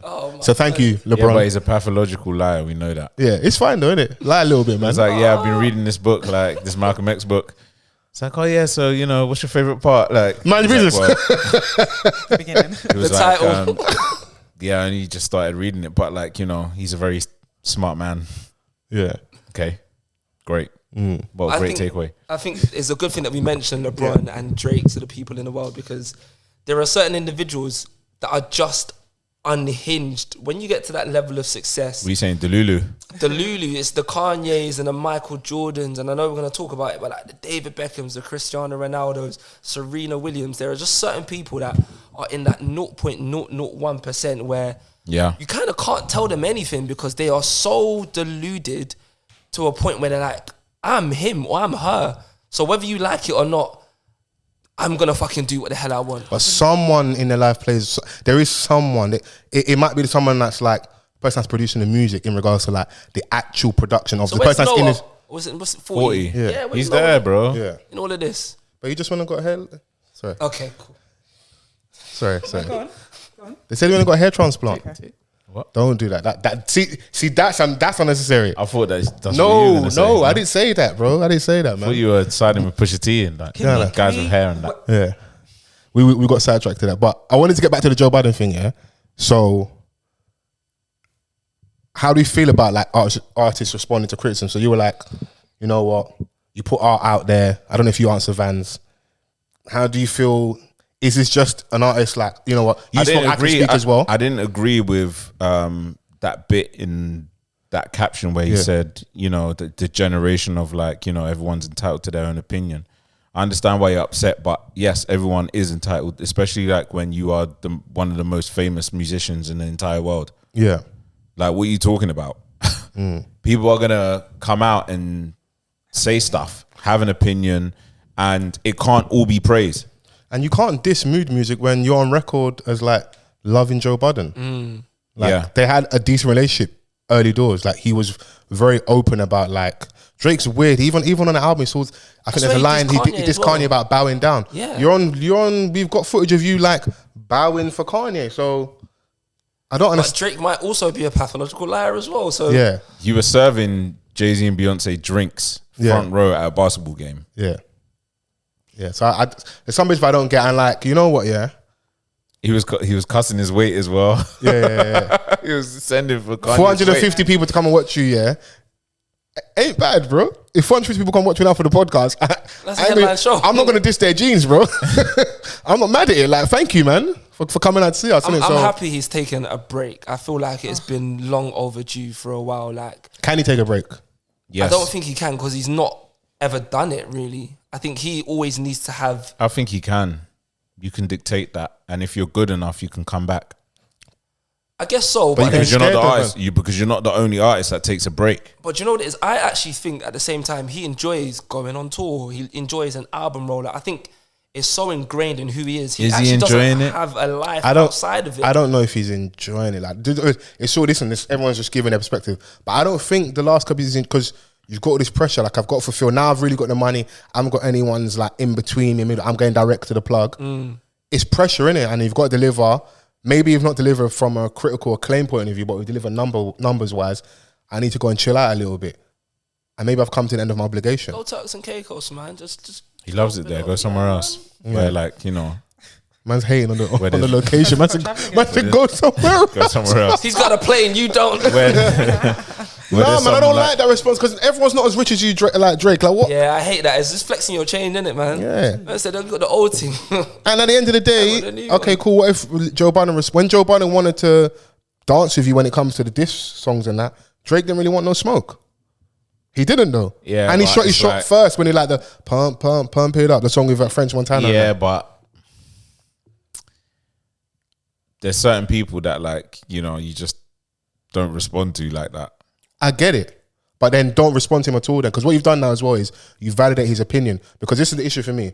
You respond on IG, you then delete it. In the social media world, it might not make sense. Someone's seen it. That's an L. Yeah. You then deleted it. You now have both your dads, baby and your real dad, on IG going mad. And your dad's making things worse, talking about, if she's of the legal age, it's not an issue. Let me get the quote his dad put on the gram, yeah? In response to critique that his son's been getting, he said... The critique was, stop fucking these 25-year-olds. It's a fucking shame that a young artist can't do his own thing and enjoy his glory without an old hater motherfucker trying to bust his bubble because he has nothing going on, and to mention or put a limit on what age anyone should be dealing with, which is none of your goddamn business. As long as they're of legal age, I am sick of these old fucking haters fucking with my son. If you don't like what he does, keep it moving, motherfucker. He's not bothering you. In response to them saying your son needs to stop hanging out with 25-year-olds. And plus, Joe Budden's only like 5 years older. Knock it off. You know, Joe Budden, like, he was out of Kaylin Garcia. Like, let's not get crazy. No, I'm saying, like, when they're saying... I'll show you an IG. When they're saying that, they're calling... old people, Joe Budden an old hater. Yeah. He's only, like, what? 5 years different. But it shows that you're not tapped in, and you're saying like people that haven't got things going on. Like, you're in the same age bracket in the application form. But people are using the same rebuttal as well, because everyone's like, but no one's telling Future to change the content of his music because he's still rapping about the same things. And I swear Future's like 40 now, isn't it? But it's also heavy as a head. When you are Drake, you have a different level of expectation on you, and also you're not necessarily a street artist like Future. It's backwards. When you're street artist, we allow you to like the culture and keeps you young. You're allowed to be young. We're out here doing Tootsie Slide and all the rest of it. Yeah, so like, you're Drake, innit? So, about to be 37, chopping the 25-year-olds maybe isn't the best look, but some people might disagree, you know? So, I don't know, innit? But I think the break you know what it is? Even if it was good message, wrong messenger. Because Joe Budden falls under that category as well. Yeah, but I think in what he's saying, it's like it's bleeding out into your content, and we can see it, and that's where the critique. Oh, because you're trying to appeal to a younger audience. Yeah, this because is you're where hanging out with the youngsters. this is like the body of the critique. Okay. Do you just think it's just touched a nerve? Yeah. Because you know, like if things didn't touch a nerve, you wouldn't really react to them.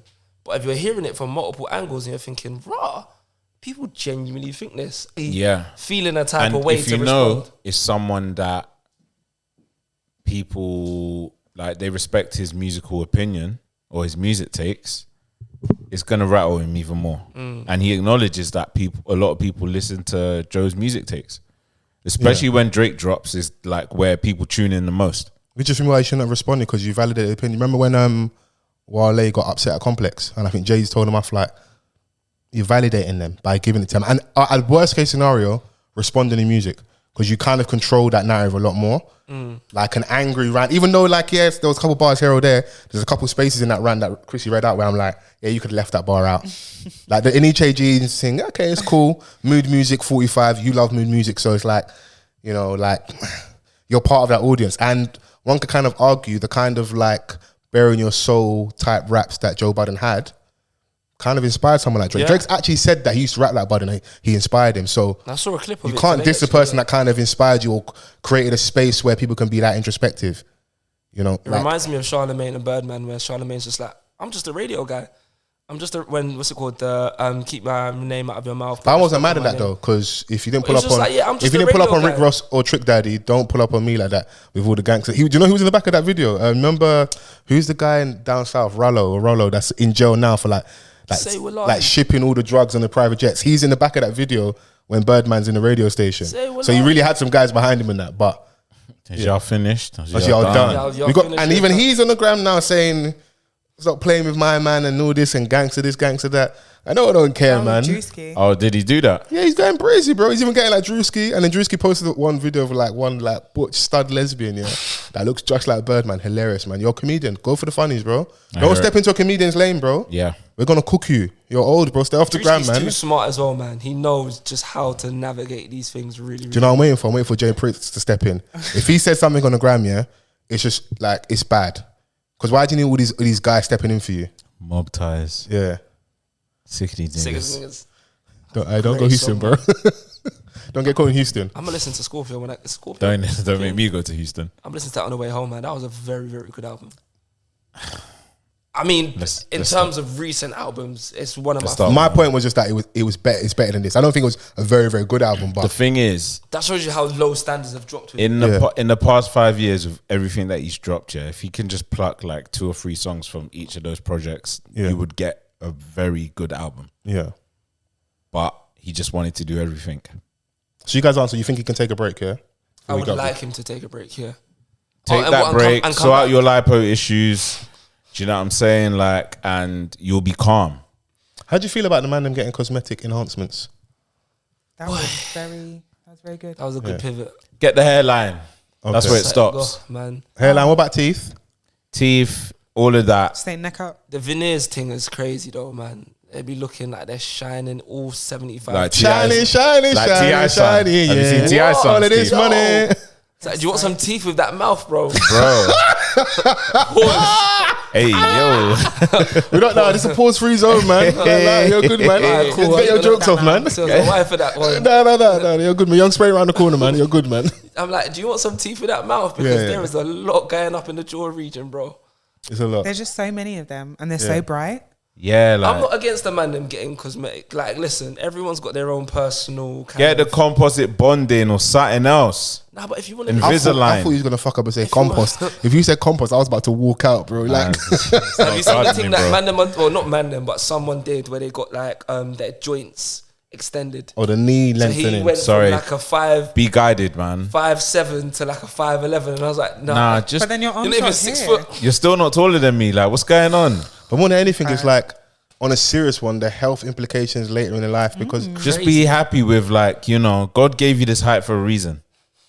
hey, chill out, man. Spoken like a true tall man. Like, let the personality shine Yeah, and get you to the 6th region. to the promised land. six. Six. Yeah, there's certain things just leave for the girls. I was just saying that just because Drake has those accusations. They're now saying Moneybagg Yo has gone to go and get his body done. They're and saying Dre done it. Yeah. They're saying Kanye done it.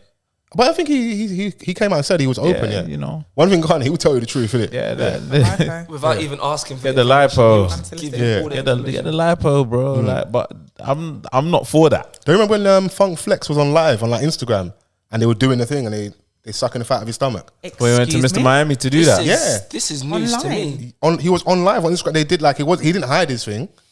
Funk Flex used to be like massive, innit? Man are doing nip and tuck. What, sorry? He got lipo.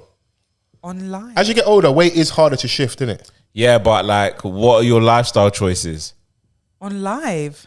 Just eating inya every day. Yeah, it's a lot, innit? Abula every day. Abula. Skipping cardio at the gym. Do cardio. But shoulders, innit? You man just want to be tanks. That's all. So wait, man did this on Instagram Live. It's things are changing, innit?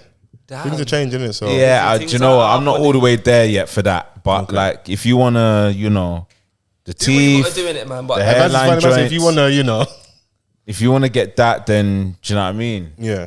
But But speaking of someone that doesn't go need gym first, innit? enhancements, I think this is like, it's in a weird way, it's like the Mandem's crush that they're allowed to like say that, you know what, that's a good pivot, man. like that's a handsome man. David Beckham. That's a good pivot. That was What good. a beautiful. What's that infamous clip of Savage Sorry? Dan? If these man do it. If these men do it, I'll do it. Can you Wait, give me hey, some yo. context? Hey. Give me- No, yeah, because give I'm man saying some like, context. bro, if you're in football circles, there's a lot of like homoerotic banter. They won't say it in this urban sector, in this like GRM link up environment. Man, then will be honest about how much they love David Beckham. Do you innit? know what?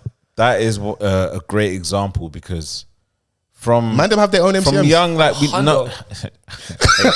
What, Hey. 2K? Hey, yo. Too close to the edge? I'm on the edge. Sorry. Man have their own MCMs is nuts. This is why I thought I shouldn't drink. Do you know what? But the man them have known that Bex was a good looking man from early. Yeah. From day dot, man. Do you know what I mean? Not just like when he's been old and like he's had the tats, you know, I know that is the thing at the moment, but he was the poster boy for Baird and Blonde Utes. Yeah. Back then. They all had Brill cream off the shelf. Yeah. Fresh. Even had the niggas trying to go and get Brill cream. Hey, not too much of them eats from Essex and that. David Bella. I remember when he wore a do-rag to go link, what's it called, Prince Charles at the time when he was Prince. Fam, Yeah. he was He doing was just moving mad like cultural Tupac, things. bro. Yeah. He was just doing his own thing. Cane Rose, skinhead. Yeah. Like looking back, I've always like David Beckham is a good looking man, fine. And growing up, I know that I thought he was good looking then, but watching the Beckham documentary on Netflix, I was looking at him like, no, he was like, he's hot back then, even by today's standards. I don't know if that makes sense. No, that makes sense. I know hear exactly you. what you're I talking mean, about. Yeah. I was like, oh my gosh, he was just so like charismatic and charming, just good looking. How much does status and money influence people's perceptions? Because I always feel like when you are someone like David Beckham, you were wearing the number 7 shirt for Man United, you know, you've got the iconic flipping, not celebration, but like free kick technique. Everybody knows who you are. Yeah. So naturally, when you're constantly in the public eye, people see and perceive you in a positive way.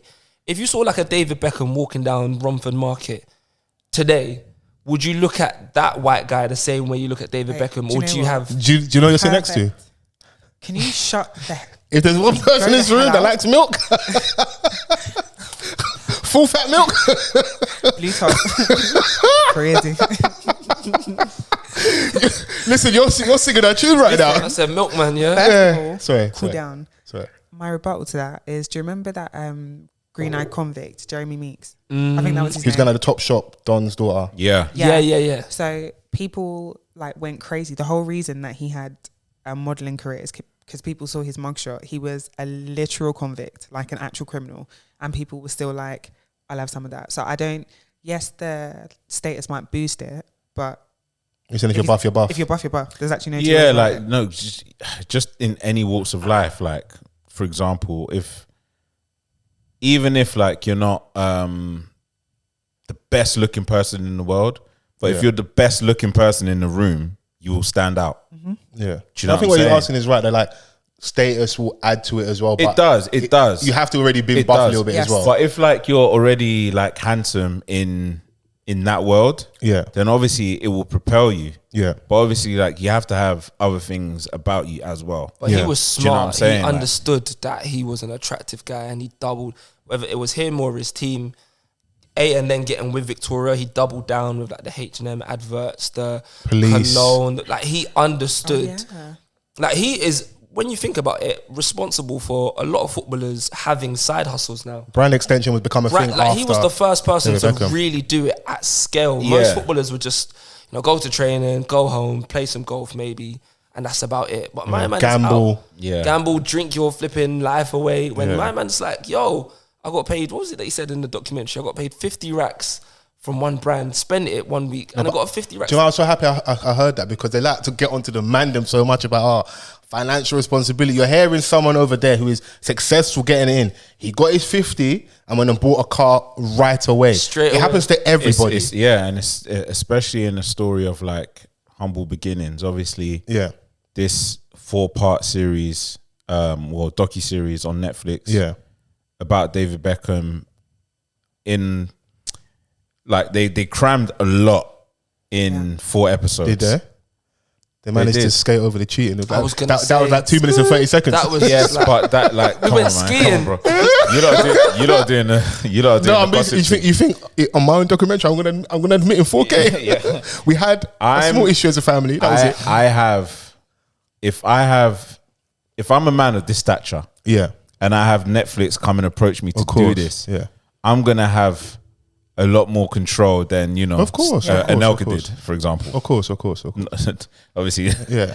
not to shoot at No, Anelka, but, I hear you. know, It was just a like, funny thing because it's like, rah. Yeah, absolutely. They skated over that Yeah. so beautifully, yeah. Yeah. But if we're gonna talk about his entire career Yeah. on and off the pitch, Yeah. there's a lot to put in. So right? let's go for the biggest talking point for people is like who had more influence out of the two. It's just No, but that's I hate this you have to give the conversation. people what they This is want the though, bro. blacks. It's not just the Like, blacks though, bro. Bro, man, I hate come this on, conversation man. because it's like, Okay, where who do you live amongst, Bro. the Knicks or not? niggers. Yeah, so Fam, the thing is, sometimes like I like to say things like you just had to be there. Not to say like I was a grown up around these times, yeah, but yeah, I was old enough to remember certain points, Absolutely. right? And you can kind of like, when I was watching this documentary, yeah, there were just like certain things that I was like, right, I can vividly remember this moment. I can vividly remember me being at the youth club watching Beckham score that free kick against Colombia in the World Cup. Do you know what I'm saying? Like where he wasn't selected before that game. They were having issues with Glenn Hoddle, and they picked the side man Darren Anderton to fill that position. Me for- Darren Anderton's just catching shot for no reason. Just you know? saying. Glenn We Hoddle, got- Glenn we got to get back to Glenn Hoddle Hoddle as is well, an 'cause he op. is Glenn a Hoddle big was an op, and as a kid, Big op. I never understood the implications or like how he instigated a lot. The world. Do you know what I'm saying? Like in terms of like how everyone in England at the time, how they treated Becks. Do you know what I'm Yeah. saying? So like, I think I missed my point here. He didn't help himself though But with do you the know whole what's kick out crazy, thing. yeah? He didn't. No, but looking back in hindsight, yeah, and I think we all watch football. We might watch football to a certain I degree. love sports. But then, like, Okay. it was a red card. Blatant red card right in front of the referee was dumb, bro. But the outrage that came as a result of it, Fam, like, makes get at David no Batty, bro. Paul Ince. sense. Them man. They you- missed the penalty. But you know what it is though? We see that with hindsight, yeah. In the moment, it's like if we had 11 versus 11 on the pitch, we probably had a better opportunity. Even though, like, yes, it still went to penalties. Because even his dad said it still went to penalties. Yeah, they're not going to. But what it is But no, man, As were a- hanging in my kid effigies of him. bro, in my mind at Yeah. the time, I was like, right, they need to get onto these man. That missed yeah, the penalty because of course. like Paul obviously Ince's penalty was shocking. it was bro. And I'm like, right, David Batty, like he wasn't You weren't even the guy like he that. weren't Why, the guy why like are you even that. there, bro? Do you know? I felt for him, and I think Yeah. it made me realize. Like, I've known this as somebody that works in the media and somebody that like pays attention to everything. The British press are awful. Yeah. Like, I get it. He got sent off and he shouldn't have got sent off. What he did in the heat of the moment, get some stick. People Having were a sending manager though bullets coming to his out, house for football yeah, effigies. yeah. Like, it Heard us getting takes, barged in the street. His boy they had to take him toilet. They had Bro. to, man are spitting at him. you ever seen the scene in Shotters where they follow when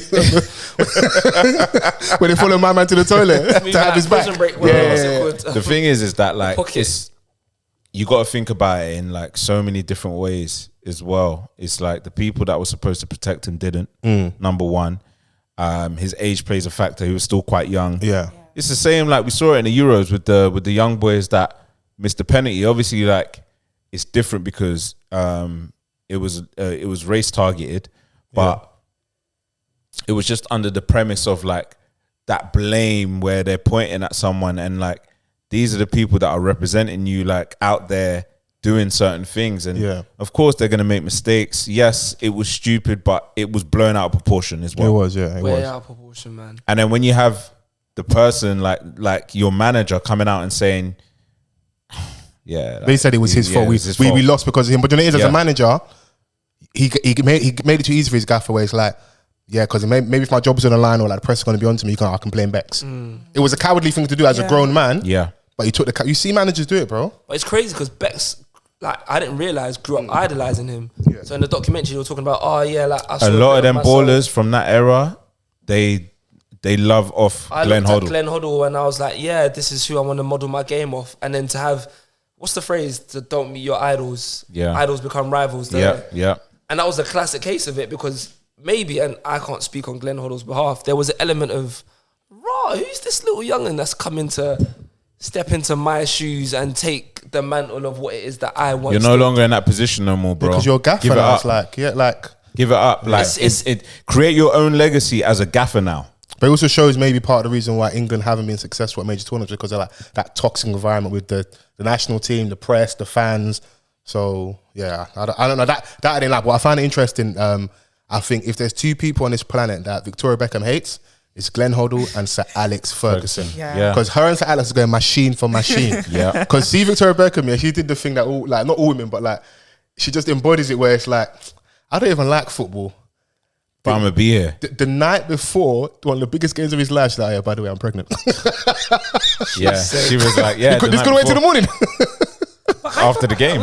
Oh no. Okay, sorry. Yeah, you could be happy and gas, whatever. Like, come on, it's different rules when you're a sports star's wife, man. Also, can I just say now that we're here as well, men don't love like that no more, you know. Man would charter a flight to go and see his babes for like. But when you have the means, you will, though, innit? Come on, would man. drive from Nah, he didn't Manchester. yeah, I hear it. This is hate. I know. I just When- want to believe no, the no. narrative. Let me I'm get not even sucked hating. in. I'm not Let even me get sucked hating. in. No, I'm not even hating. I understood everything that he did. This is a pause-free zone, man. I know, but it just felt like appropriate. I understood everything that man did Yeah. in the name of being besotted with his babes. Right? This guy can't say the word love. Let fans cook, man. I like besotted though. No, I like that. Yeah, man. No, because like, yes, it was love. 4 hours driving just to spend Yes. 20 minutes. Yeah, the reason why I say That's it's love. Huge, fam. the reason why I say it's besotted, yeah, is Yeah. because it was the beginning. Because you didn't hear anything of that tale once you went to Madrid. Oh shit. But the paparazzi was flogging him at that point. You didn't You're right, hear you're it right. when he was going to LA. You right. No, in You know his what I'm defense, I've seen a photo of like And I'm not 12 saying different it's wrong. engagement rings. Like, And I'm not he keeps saying it's updating wrong. the ring. Yeah, yeah. But this Not is too much of my goat, man. But he got I the know. means though. Once again, Cool down. Everybody cool It's Man United down. argument. Man See how United we get versus excited? Liverpool. No, down. there's no agenda I'm here. playing, There's I'm no playing. agenda here. And I was speaking to my boy about it this morning, Yeah. right? And he was like, "Rah, like that's nuts." And I was like, "It's not though." Do you know what I'm saying? Because like at the end of the day, yeah, they're two superstars Yeah. within their own right. Obviously, like you can do the debate of who's bigger, or whatever. Yeah. Equally yoked for me. Yeah. He just didn't want to be without her.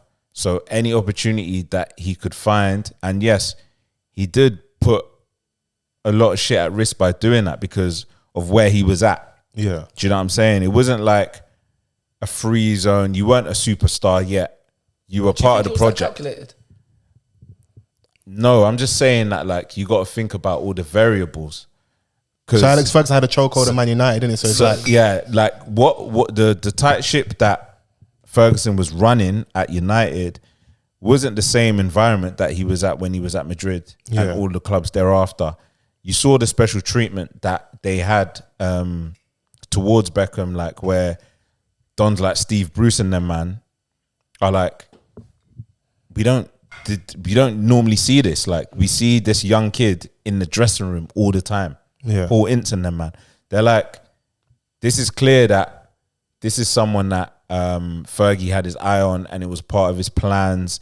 And then Fergie later says that you can't be in love with a footballer because, do you know what I'm saying? Like, they're going to grow and then they're going to move on and then you got to think about the next. So obviously he knew you can't get too attached. He knew the kind of relationship that it needed to be in order for Beckham to fulfill his potential. I didn't like how he handled it. Something obviously, like he did. Yeah, he didn't. Obviously, he's justified because he ended up winning, and it was the 90s, early 2000s. But it's like almost like you hated the fact he had this girl because she did distraction with these things. But like, if you treat like it's stood the test of time, they're still together to this day. I didn't forget a haircut. I didn't agree with a lot of. He almost been moving like a bit of a dictator a little bit. It was, but it's what worked for United, and who was going to tell him to do anything different? Yeah. That's what But he made a few mistakes though. He let Yap Stam go, he let Beckham go. How he handled it as well. Like, he did. You don't have a conversation with me, then it's one of those things that's like, I love, you know, they call him Sir Gaffer. There's that respect. He has that, yeah. But on maybe they won't do it in the media and the press. Roy Keane will because he doesn't care.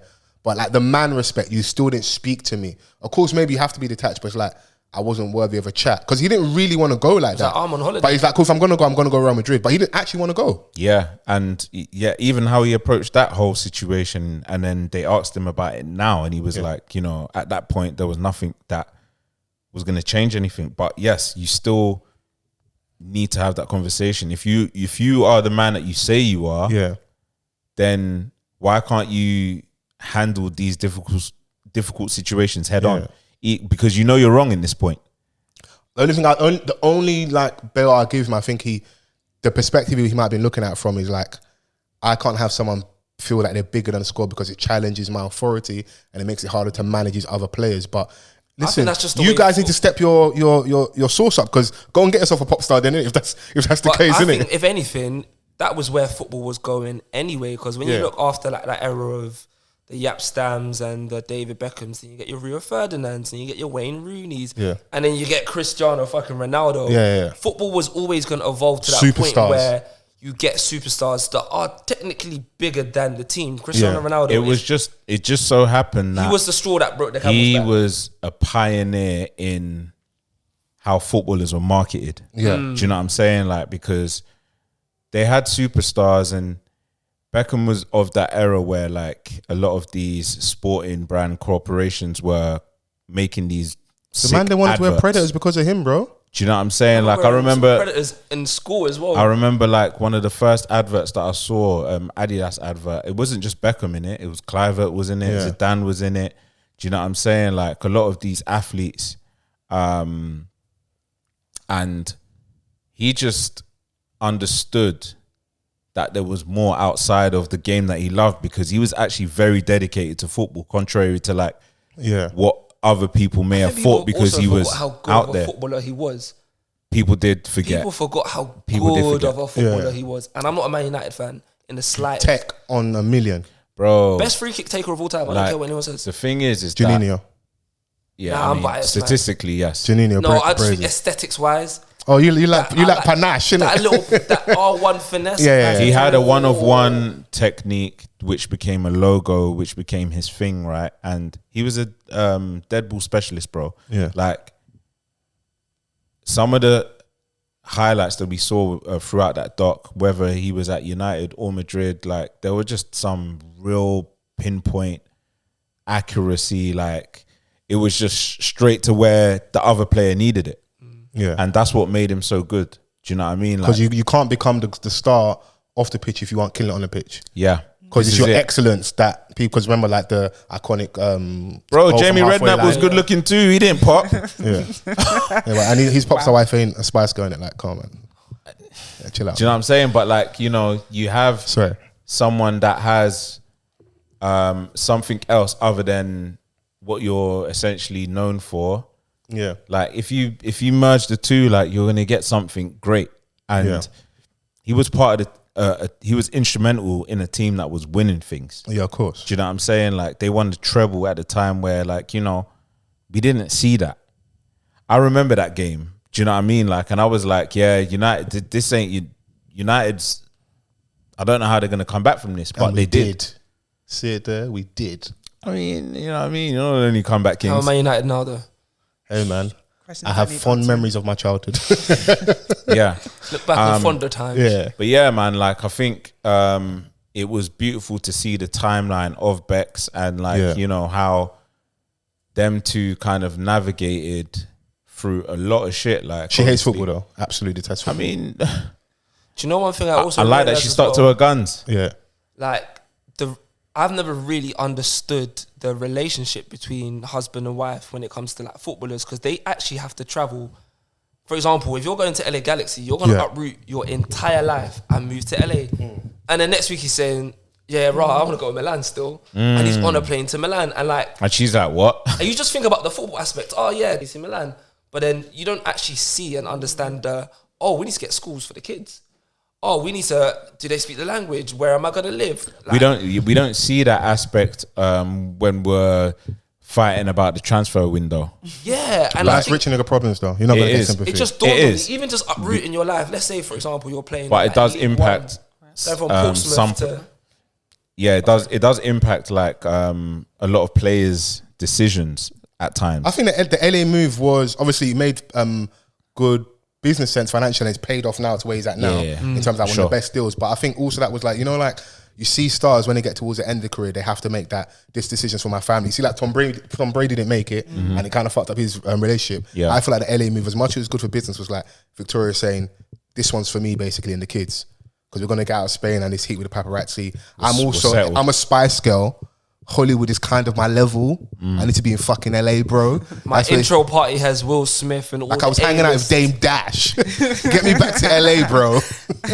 I'm playing it, but I was like, today, how with all the Rockefeller. yeah, he tried to break her in terms of Oh like, yeah, the scene. yeah. There was a time period, but she had was never a good she had a singer, few by the way. bops Yeah, she did. under Told Dame. you, Yeah, yeah. she She had a did. few bops under Dame. I can't lie. Yeah, she did. But it's just like I could be wrong, but I just looked at that as like that was for the family as well, and it made sense. It's like, okay, cool, let's go out here. And they say like the kids were more settled. They kind of got left alone because like, yes, we're out here. Like Will Smith and I throwing your welcome party. Everyone's and famous then out there, innit? Your people are going to restaurants and like Tom Cruise is there. You might get ignored because that's Tom Cruise, isn't it? Even though you're Victoria and David Beckham still, that's still Tom Cruise. So you can kind of like celebrities and high level people still want a little bit of time where they can just kind of blend in a bit and not get troubled. Yeah. So I think they were saying that it was nice for them, for the kids as well. So Yeah, man.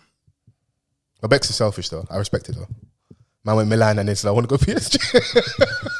man was like, I'm not done, man. But when you deep it and you look at it, he actually spent a lot of his career in some of the best cities in the world. Milan, Paris, LA, Madrid. Like he's got a nice little couple stamps on his Manchester. passport. Yeah, I actually like Manchester. Manchester. a lot. Man, he's good. I Man, he's good enjoy vibes. Manchester. Manchester's I'm going in 2 weeks. I'm going to have a lot of fun, man. It's a good city. Manchester's alright still. It's not quite Madrid, but yeah. Yeah, I mean, Do we still think Rick Ross was lying about that bar? That was Me and playing in my head the whole Beckham time. fuck the same hoes. I mean, if you listen to the song, he says bare other famous people, Yeah, let's focus on David Beckham. but Yeah, it was agenda. just agenda. I mean, you know, he's at Miami now, Yeah. so you know, About to have a team that's worth hundreds and hundreds of millions of dollars. You're going to sell it and he'll be a billionaire soon. Messi's there, Yeah. you know, so Build up the value. it's just his trajectory has been nuts, bro. And like he was the original like Don when it came to like a brand in football. Yeah.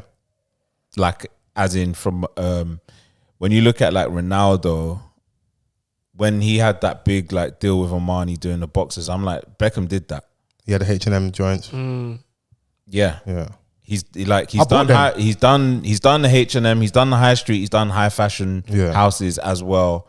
And yeah, man, like him getting with a Spice Girl at the time where they got together as well, it was just like, whoa, this is like Beckham was still on a come up. Yeah. They're about to go on a world tour. Like it was sort of like a match made. And then obviously when you saw them out, she was like the fashionable one in Spice Girls, and then she turned him into a fashion don. Yeah. Got my wearing sarongs and that. That's why it's mutually beneficial. When everyone was like, "Oh yeah, Victoria was better than him or bigger than him," rather than this. So and that. who But gave who more of a boost? I want to hear from Chrissy. We finally got to what thing I want to talk about. I think like Van said, they were equally yoked. Like she was a Spice Girl in the biggest band biggest, at the yeah. time. Yep. He Biggest was, selling out of all the girls. if not the biggest footballer in the world. Like At least in to the me, country. reputationally, yeah. That's balanced to me, and they did like. Yeah, I think it was. I don't think at the start it was even balanced, to be honest with you. I think it was he's dating a Spice Girl. It's like he's her plus one. And not as a diss, it's like, At the beginning, obviously, like because she wasn't the main character in the Spice Girls. Of course not. Right? But she was still a Spice Girl. And they were the biggest thing that was going. 97, like they had the movie. And it's okay, they get together, and obviously like it changes how people perceive David Beckham in the country now that he's dating a pop star, because we're seeing more of him. We're seeing what he's like outside of a Man United shirt. Do you know what I'm saying? Like, and then, you know, he went and got the hair deal, and then it went into clothes, cars. And then by the time he gets to like Madrid and they're doing their pre-season tour in Asia. Crazy. I think by that point though, when things start to slow down obviously when the group's done and like the solo career doesn't necessarily pop. I know she had a few songs, but it didn't pop how maybe people have thought. And she's doing a family thing, maybe intentionally taking a back seat. Like, I want to focus on my family and the kids and that. But then fashion he was came clear. in for a little bit later. But fashion tanked. But the thing is, she's doing really well in fashion right now. no, she's fashion tanked. she's doing really well well in in fashion. fashion. She's doing really Now. well in fashion right now. There was time period of like it was consistent losses. Yeah, no, but I think that's like with a lot of Is it businesses. doing well now? Yeah. No, it's I making feel like milli still. they're still It's making having milli still. quite a lot of Yeah. losses. Yeah. I think the funny thing is watching the documentary. Chrissy will confirm or deny these allegations. When for us I anyway. finished watching it, I came out of it thinking, I really like Victoria Beckham. You know, like she's really personable. She knows how to tell stories. I can almost see why David likes her so much. I really came out of that documentary liking Victoria Beckham a lot. Other than when she tried to claim that she was working class. Other than that, your dad drove you in a Rolls Royce to school. it depends for me. Because what do you mean it depends? So one day it might be a Rolls Royce, the next day it might be a Maybach. Get out my face. But that's why I rate David Beckham. He was like, stop all that cap, man. Yeah, Man stop came all out from that the cap. closet and said, don't try it, man. Yeah. What car did your dad drive you to school? And he's like, Because Rolls Bex Royce. is like East End and that. Yeah. And proper like East he's London Cockney. boy. But I think I kind of understand where she's coming from, because in this country, when you look at class, it's like her dad could have had a Rolls Royce, yes. Yeah. But to the upper class people, They might be in commoners still. yeah, you're just the girl who's like, Damn, dad. so I could get a Rolls Royce and I'm still not No, deemed. but compared to This these is people, someone that was going to school. no, but compared to You these know. people who would have had like Crazy. family money, like crest What, money, old money and that? old money. So yes, your dad drives Rolls Royce, Slave but money. they're gonna look at her like, okay, like your dad put his little shekels together. Great, good for you. You're Well, he still got his on my money from bus. construction or something. Yeah. He's an old East There End we go. gangster, but It's he's that still got kind of money. thing. Yeah. Outstanding David Beckham. get it. Stop the Yeah, cap, stop man. the cap. Like you were getting dropped to school and it's in a Rolls. Thank you for that context. Yeah. But Stop the cap. stop the cap. Classism in this country is a crazy idea. Very Chrissy, crazy. You raised a wonderful point. Oh, But clear stop the cap. Stop the cap. Okay. I enjoyed it. I'm with you as well. Ore. Like she came across really well. You know, like you don't know these people, but they just look really like. See at the end where like he's doing the whole beekeeping thing, and he's got his little space in the back where they cook. Like they seem happy. They're just like a normal family. Yeah. I know it sounds dumb to say because they are, but they just look like a normal happy family and like. And it was just like, it was just great to see the dynamic, because obviously like when there was certain points when they were out in public, and you can see that like obviously by how they're narrating it, like they were like, you know, we weren't at a good place, but obviously they're on the red carpet and they're asking questions, and you know, someone just has to take heed and say that one thing to like put everything to bed. Beckham But, answered you know, the question. Yeah, they took the mic, they put it but to the you 20, he know answered. that like, you know, at home we may have a conversation about that. Yeah.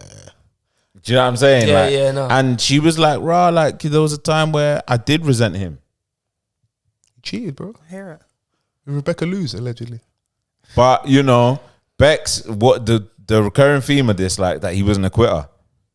Yeah, he's a mentality monster. Yeah, he weren't about to, you know, let his family crumble. Booing him, and he said, "Yeah, what? Boo again? Top bins. top bins." Okay, what did you guys think of Landon Donovan and like how he dealt with the whole him? Yeah, it was a leaving bitch boy LA move. Galaxy. I was like, Pull up on me in the dressing room. Don't write in your book, pussy. Fair, but also don't hide in Milan and say I want to stay here when you have this massive contract that you have to honor. Just because you're David Beckham doesn't mean you can shit on the American League and like break a contract. It's not even just that, bro. If I'm David Beckham and I'm coming from where I'm coming from in Europe, and then I'm coming over here and I'm seeing abysmal football, bro, you're gonna want to go back to the elite level to play for your country. Do you know it is though? But at the same time, it's weird. It's like, you know, sometimes you can price yourself out. It's like the thing they people feel like might happen with Sterling after Chelsea kind of thing. Yeah, I know it's like a wide berth in regards to example. Beckham at the time, because I remember, wasn't favoured with Capello. He was out. I even remember that time period. Even if I remember, I know. Yeah, wasn't favoured. Then he comes back and obviously they win the league, whatever. Yeah, and now it's like stable. You could still be a bit part player, of course. Capello leaves after that, but if you leave Madrid, then where are you going in the world? This wasn't the era of like mad money in China and Saudi. Where would he have been going and he would have been able to get mad bread like that? That deal in America, yeah, the way it was brokered for him was it could only happen because like you're a massive fish in a small pond. So if you go there, yes, this is below your level, but it is also your level because it's a longer play. And at the age you are now in your career, like, do you even want to be like having to do like 12 kilometers a game? You kind of want a bit of an easier ride as well. You don't know that. Because my man got the call about coming, because also at the time, you keep playing for England, it's part of the brand extension. So my man gave you the call. The manager goes, oh yeah, you know what? If you're playing in Europe, you're going to get picked for England. But for me, it's still part of your desire. Yeah. At the end of the day, like you can say yes to one thing, like, and then you go there and it's not what it's all cracked out to be. And if you know that there's still an opportunity to play for your country with these conditions, that you come out on loan and play at the highest level, footballers of that mentality are still going to want to test themselves and play at the higher level, even though it's all rosy over there. Like, he can chill. He has every reason to chill on the bread that he's on. Yeah. And you've got people in your team that are making 13 bags a year. Yeah, that was crazy. Do you know what I'm saying? Like you can chill there, but then if I've got the opportunity to come back and still prove myself and play amongst people that I think are on my level, and then I happen to enjoy it here, of course I'm gonna try and pull strings. It's in human nature. No, I understand the perspective, but my thing is, you still said it publicly. So I didn't like how Landon Donovan dealt with him, but David Beckham expressed his desire to leave publicly as well, and you entertained it because, like, because remember, player power is a real thing, innit? And at that level, and this is where it plays a part where Landon Donovan should have understood, because like, you don't have people up in your face 24/7, like how I do. Of course not. People are always going to ask me for my opinion. But also, if you do, you're used to that. People in LA are only going to ask you for your better. opinion. If you are used to that, you know how to handle those questions better. Because David Beckham is also, if you watch the documentary, you can kind of see where he played into the media, like obviously the issues with like his household, and you know, like make sure you come out with the stitches. You always wear beanies. You make sure that's out now. Like they're little things that you play into the press because Don't talk to me. It's going to work to your my benefit. introduction to the league is helping you lot get paid more. But you're also here now as well, though, innit? Like, and when you weren't here, I'm holding it down. I am, but do you know this whole conversation? He came back, and on documentary, my man said he owned him, so he still came back anyway. So you tried your thing, you tried to flex, you tried to leave and go Milan. It didn't happen. You came back. Yeah, but you still did what you did there. Crazy. You still did but you still did what you had to come to do. At the end of the day, for me personally, I wouldn't mind coming back if I've got to fulfill, you know, the little itch that I needed to scratch over there back in Europe. Yeah. I come back, do my thing. I still have this deal that's going to benefit me and my family in the future. And then I leave this, still go back to Europe and win another league in another country. Yeah. Like, it just goes. But he came back against his wishes because he wanted to stay, and they were like, no. So it's not like I'm just coming back, it's no. You can't stay. Messi, you know. You just, there's certain points, no matter how big you are, you still have to kind of like lay in bed towards the institution that are paying you. And that's what I'm making. It's like that you've got this contract, you couldn't break it.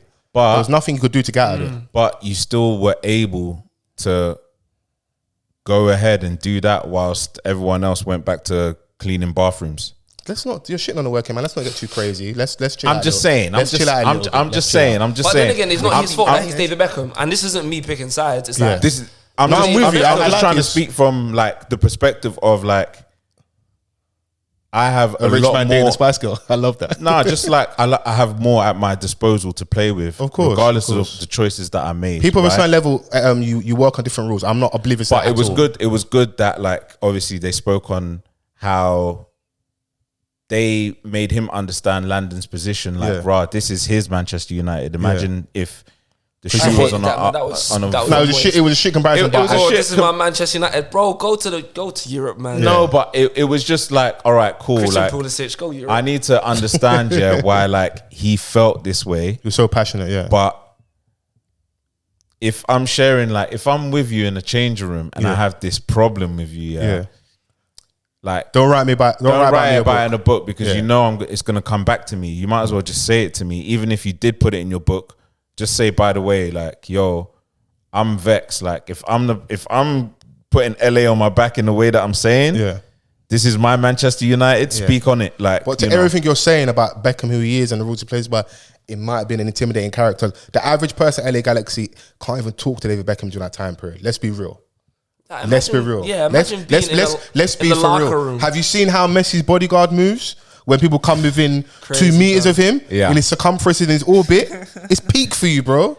Come on, man. There's certain people, that I understand why things are a certain way. Come on, man. And Messi is one of them. Yeah. Because like we speak on Beckham, but his thing is like, no one's gonna touch this greatest ever title. But I think what Beckham has on Messi is just like the aura. It's a little bit different, and not in a rude way. When you also speak English fluently, like that the level of communication. You can also see that Messi doesn't want all the extra bits. He's just purely football greatness. He just wants to be football. Because he's so good at football, like everything has to come with it. Like, what do you mean you want me to stand here and model these sunglasses? Get out of my face, man. You can literally see in his face that he's genuinely unbothered. He's also a little bit weird. Have you not seen the thing where he laughs at the journalist? Yeah. But bro, like, they're saying that he's got he's a little bit on the spectrum. Yeah. But the thing is that like when you're so good, you just know that like people are attracted to good things. Yeah. And if like you're doing things like out of this world every week for the past 15 years, like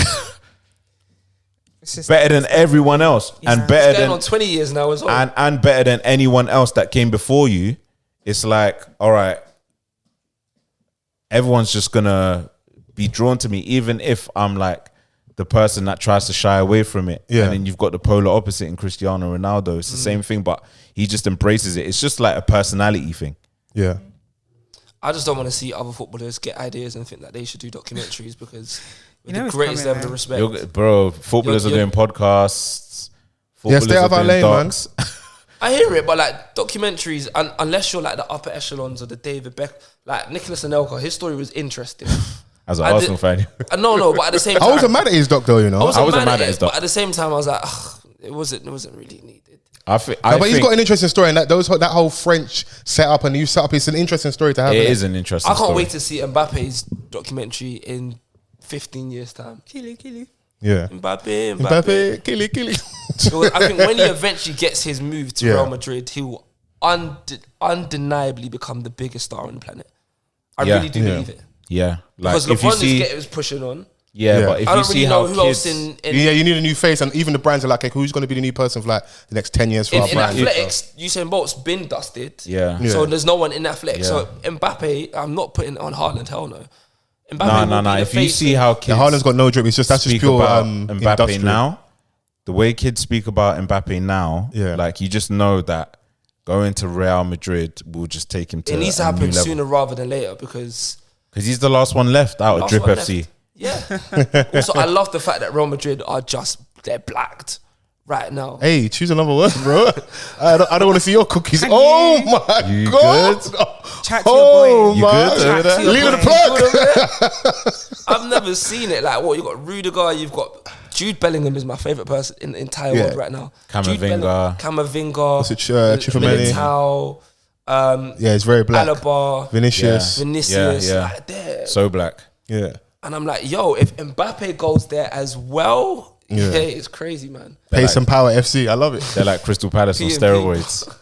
That's, they got their that's own- the bust down version of Palace. I said they got their own Roy Hodgson as well. It's true. It's true. Man, like, boy. Yeah.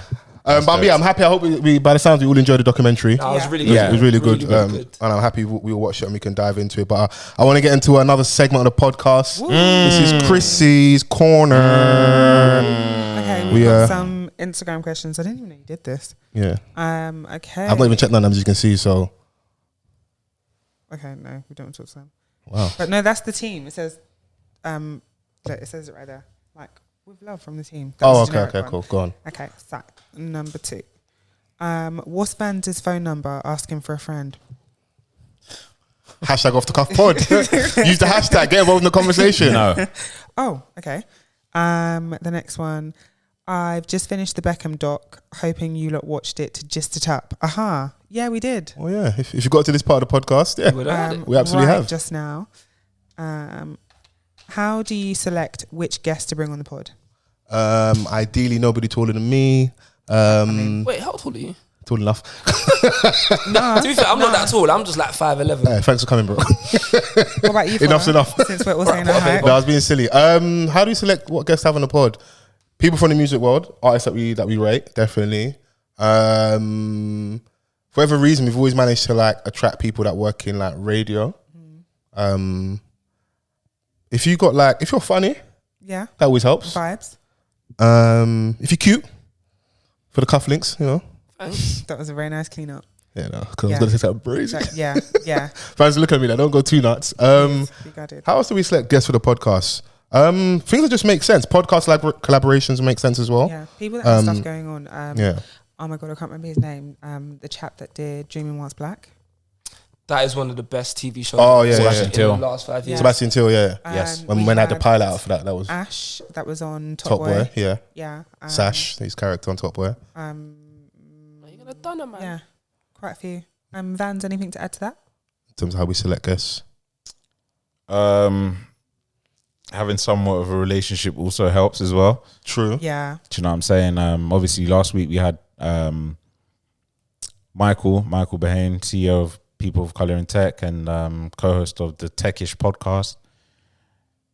He's also a very good friend of mine. Yeah. You know, for Many a year. many years. So it was just like one of those easy things to kind of like, you know, to make happen. So and you know, when we're out sometimes, like we see people and blah blah blah, and we kind of connect in that way. Hey, blah blah blah, it's killing me. That's like Nah, the because- podcast thing going Nah, in. do you know I know why? what you mean, I know Because what you there's mean. different types of like outings. Of Do you know course, what I mean? of Like course, you of can, it could be like a I saw her at the screening. Of course, it would have Yeah. bit hard to reach out, but it's always nice when you see someone in person. Bit more And if our organic. energy's good and that, Yeah, like, yeah, let's link up and that. So 100%. So yeah, I mean, like we get requests all the time, but you know, chill out, hey, sometimes. don't say too much. Oh, okay. sometimes you miss it. Next Say that. one. Intentionally. Any recommendations for places to visit in the upcoming months? You're talking about how much of a jet set you are. Any recommendations?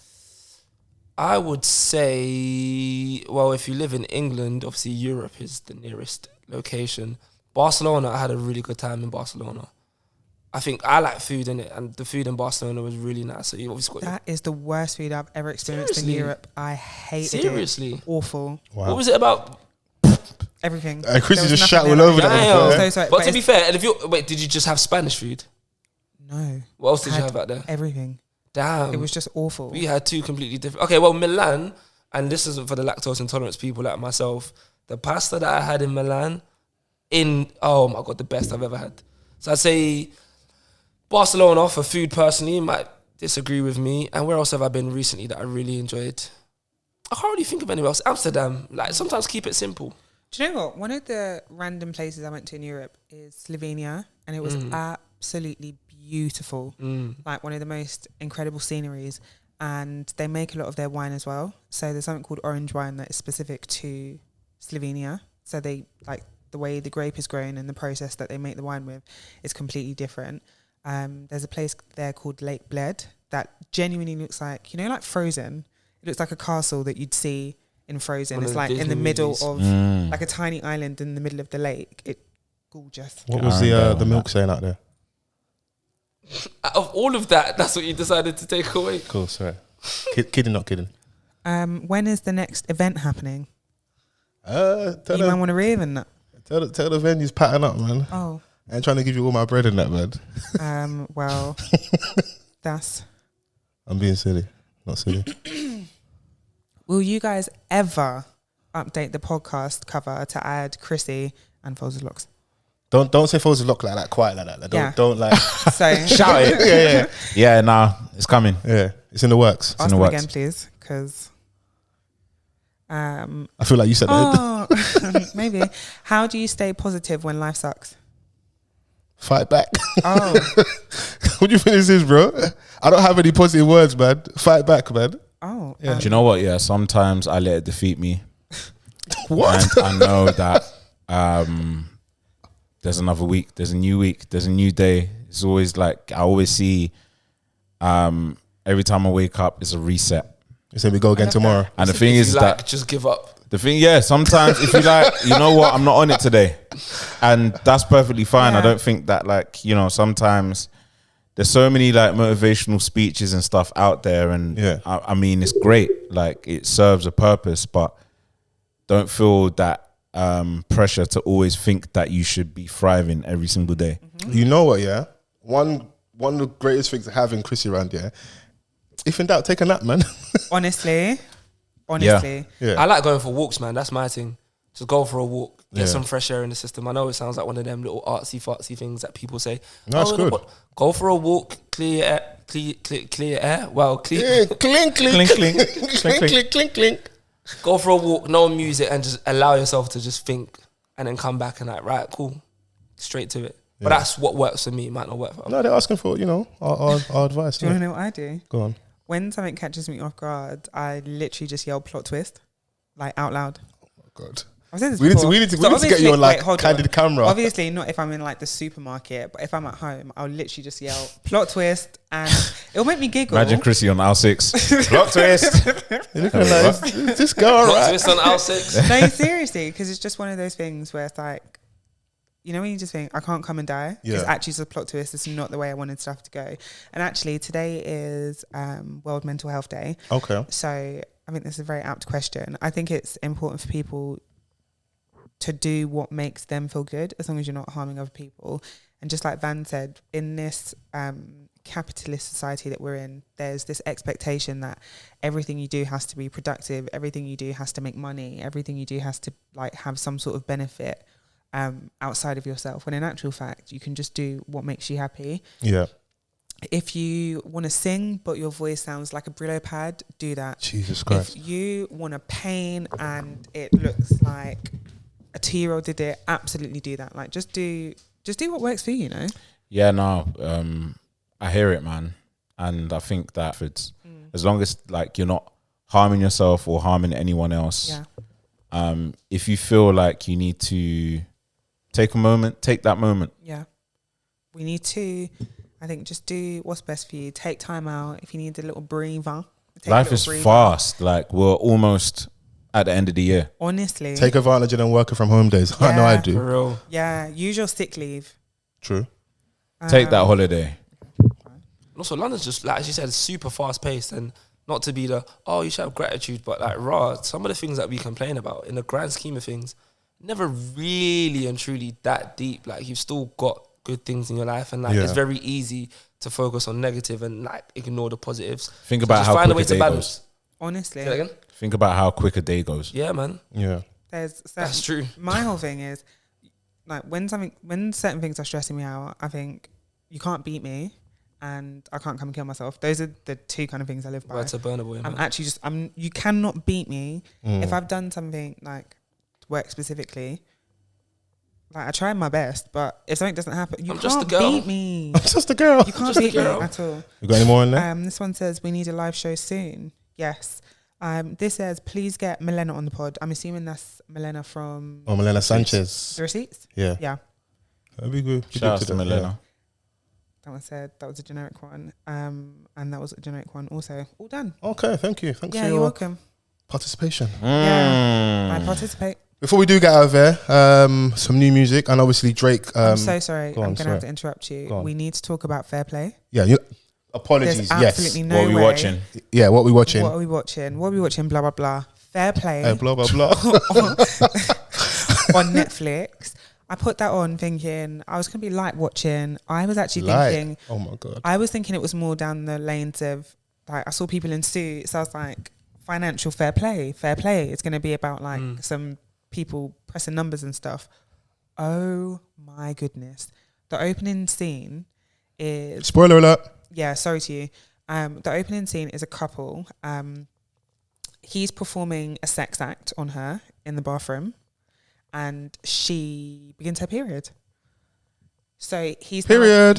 he's now got blood on his face, on his... This is the opening scene of the film. Yeah. Opening scene. It's insanity. So the kind of synopsis I was of going the to say movie... bloody hell, but that doesn't really help, does it? The synopsis You bloody fuck. Follow. You bloody Follow.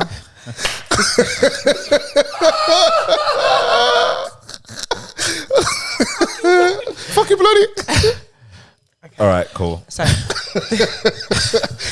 Sometimes in life, you got to score the tap-ins. I hear it. Bro, you see Bellingham out Can there. I- Unless you're Eddie and Kettle. Yeah. Listen, I get back? anything to stat pad. Fair.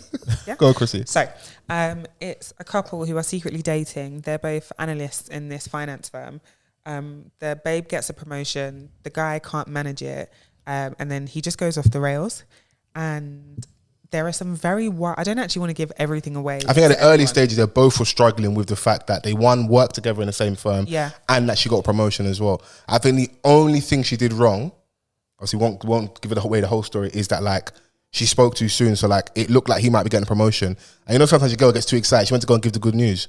No, let it actually happen. And I think that's what fucked things up, because she then goes on to get the job that she told him he was going to get. But she believed in him. There's nothing wrong with It's that. basically about the power dynamic in a relationship. Yeah.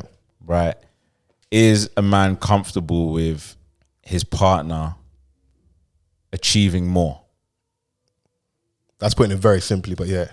I mean, Because that he was is a psychopath, bro. that was the crux of it though. Like, and I think we saw a timeline of like him being somewhat happy for her, yet disappointed that he wasn't afforded the same opportunities. And then it gradually grew stronger, where all of these scenarios was growing in his mind. Yeah. That was madding him even more, to the point where it's affecting her now. So she's like, fuck it, I might as well be fucking if you think that that's what I'm doing. Yeah, that's pure hate. It's like your girl couldn't get the promotion off the basis of like her being a good worker. You have to be fucking the boss. Yeah. That's what you basically were saying. It's like, Sorry, I'm still on the first scene right Yeah. now. no, My because head- listen, remember, she's watched this. So like Chrissy was adamant that, Fols, please watch this, please watch. I like, I'll get to. Obviously, there's bare things to watch and that. I was like, you know what, Monday I've actually got time. I'm going to actively watch this. I've got this on here and I'm like, I'm texting the group chat like, what the hell have you got me watching? Like, was like, it's like opening 2 minutes, scene, 20 question seconds mark? into the film, they're going Imagine out in the somebody bathroom. walks in as well, like you're innocently watching Netflix. And you not even knowing what- forget, like, mid that, he proposes. You forgot to even mention Oh, that? yeah, he proposes, yeah. Because the ring drops out of his pocket. So now you have a bloody face in a bathroom on one knee. Vibe killer. Bloody Samaritan.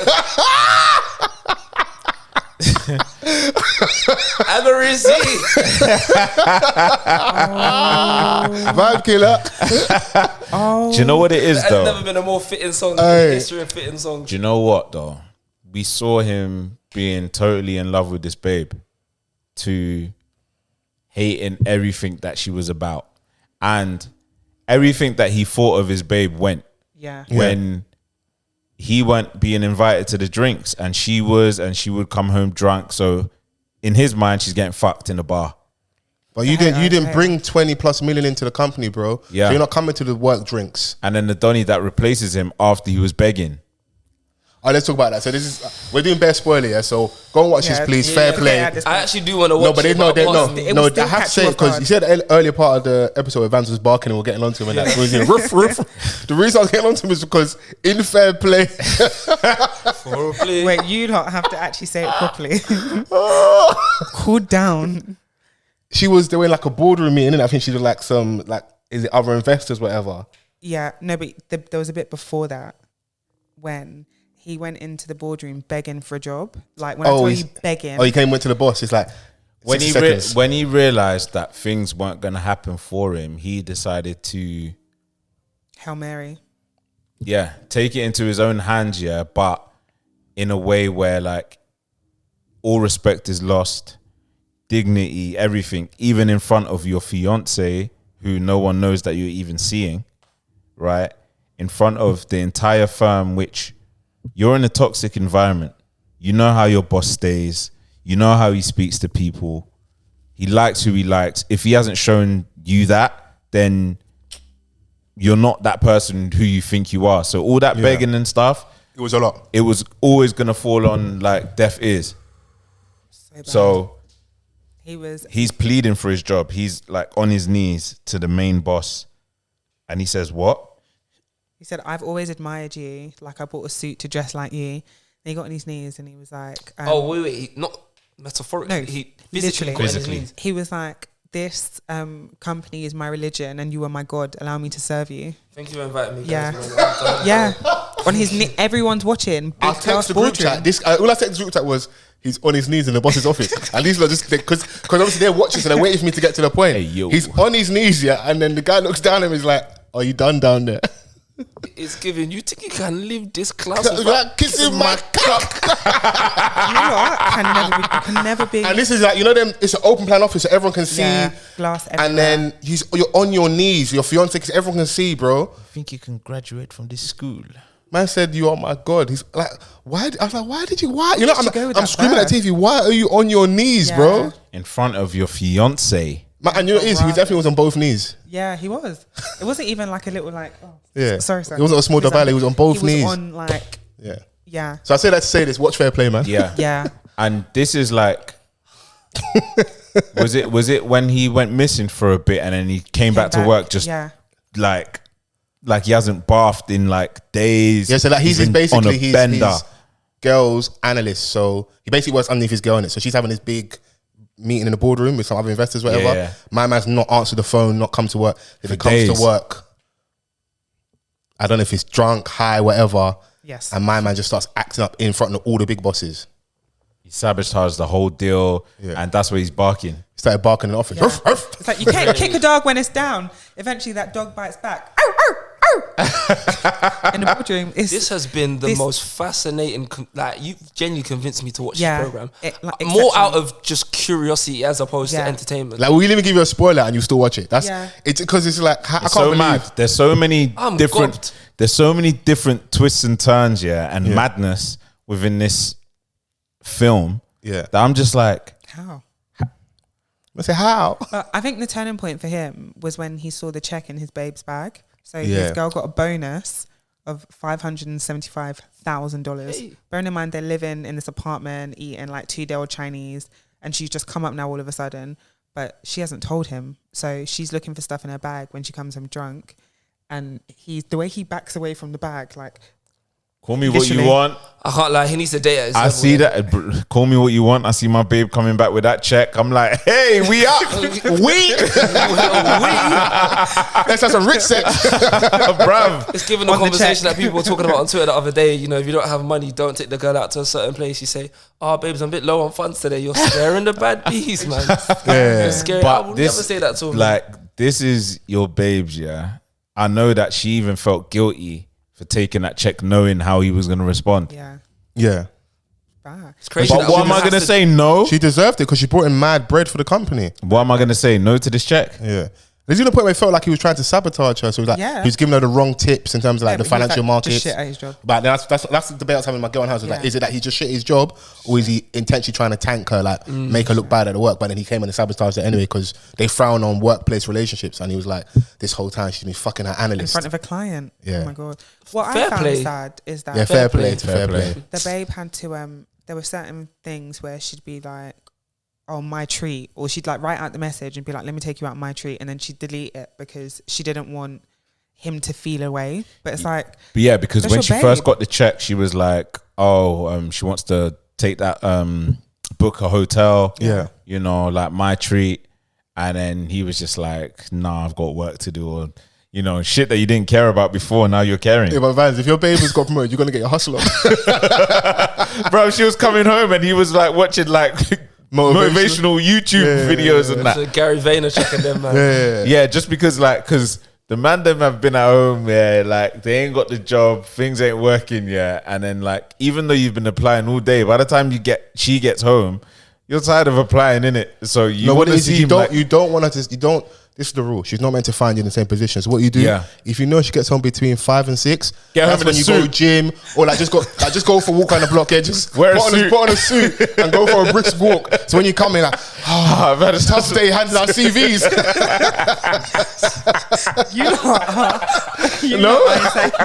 You're all insane. No, because I know everyone likes to act like our safe space. There's certain things. This why this film's good. Aside from the mad bits of it, it shows how dynamics change when unfortunately a woman is earning more than her guy, innit? Yeah. It's not the rule of thumb across the board. It's a very woman friendly film in that regard. Where it's like, yeah, men can't handle women with money, but it is true. Like the fact she can't say like. Because let's say she wasn't earning this money and she wanted to take her guy out, she wouldn't even second guess herself. Yeah, she didn't do a thing, and she was a bad bee. She was like, "Yeah, do you want me to sit on your face?" She wouldn't like. I mean, she was on it. I wouldn't go that far. Maybe not like in. Sorry. I threw up. No. Aesthetically, No, but don't go there with me. She was very sure of herself. She knew that she wanted sexually a man. confident. She said, "We need to fuck now, right now." But you know what? Yeah, that was the only time I had pushback in the film. Obviously, he's being weird here, but men aren't allowed to turn down sex because there is this notion that we have to be on all the time. I hear you. If a man's not on it now, something is weird or what's going on. He's allowed to just be tired, not on it. Yes, just not in the mood. That wasn't the reason. But there was something. Can I do agenda? No, Can I agenda? It's gonna turn into a whole nother conversation. Even when she got the small boy check at the beginning, it was. So what one's a small boy check? No, but you don't know what it was. But it was this. Really it wasn't small 575. It's more than what my man was making anyway. It was something really small, and I think it's when she got the promotion. He disappeared, went to a bar all night, whatever. So she found him in the bar. So she goes in and she's like, "Oh, we've made it," kind of thing, and then you're next. No, but she was really trying to uplift her boo, and then then she says, "Right, let me get another round of drinks," and then he's like, "Oh, because you're making more money than me now." He slipped out. He's like, "Yeah." But she's literally just said "Yeah, you've been here drinking. I want to drink. You want to drink. Let me buy a round of drinks." Insecurity you just need to crazy, I think it's just one of those situations where you need to gauge the person that you're with, because yes, I'm not saying that money doesn't change people. You know, that's absolutely feasible, but at the same time, it's if you know the character of the woman that you're with, you have to just play your position in that regard, until she shows you otherwise. Yeah. And when I was watching that, she was still all for the Donny. She was actually more into a relationship than he kind of was. You know what I'm saying? She almost believed in him more than he did at so that point. a lot of his negative thoughts were dominating his mind, which forced him to move erratic. It was all ego based, bro. Where there was actually nothing wrong. So he kind of set precedent on how the madness began, and until she got to a point where she was like, "Well, let's be mad together." This show is so fascinating. Yeah, that's my bag. Is it a show or a film? It's a film. Yeah, it's a hour 49. Is it a film that you can watch with other people? No, you can, because it's not. Not from the first scene. You can't. Depends who you're with. No, okay, maybe not your mum, but although we've done That's mad crazy. spoilers, it's still. Even though we've pretty much told you everything that's going to happen, I'm still gonna watch it. You still though. won't know when it's going to happen. Watch it. Yeah. Fair play. Yeah, man. Fair play. Shouts out to you for the recommendation. So that's what we're watching this week. I'm sure there's more stuff out there, but I'm conscious of time as well. Outside of Drake obviously dropping, we had Nines drop. Yeah.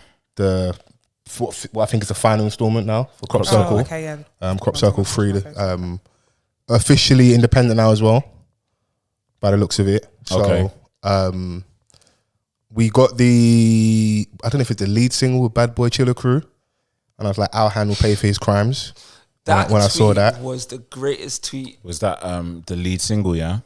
But you know what? Didn't it? After the reaction to that particular song, Yeah. then Nines and his team just started dropping all the other tunes. And there's a Tiggs the Awful one, and there's a video for this, and he saved it in injury time. Yeah. Because that Bad Boy Chiller song, I said, yeah, no thank you.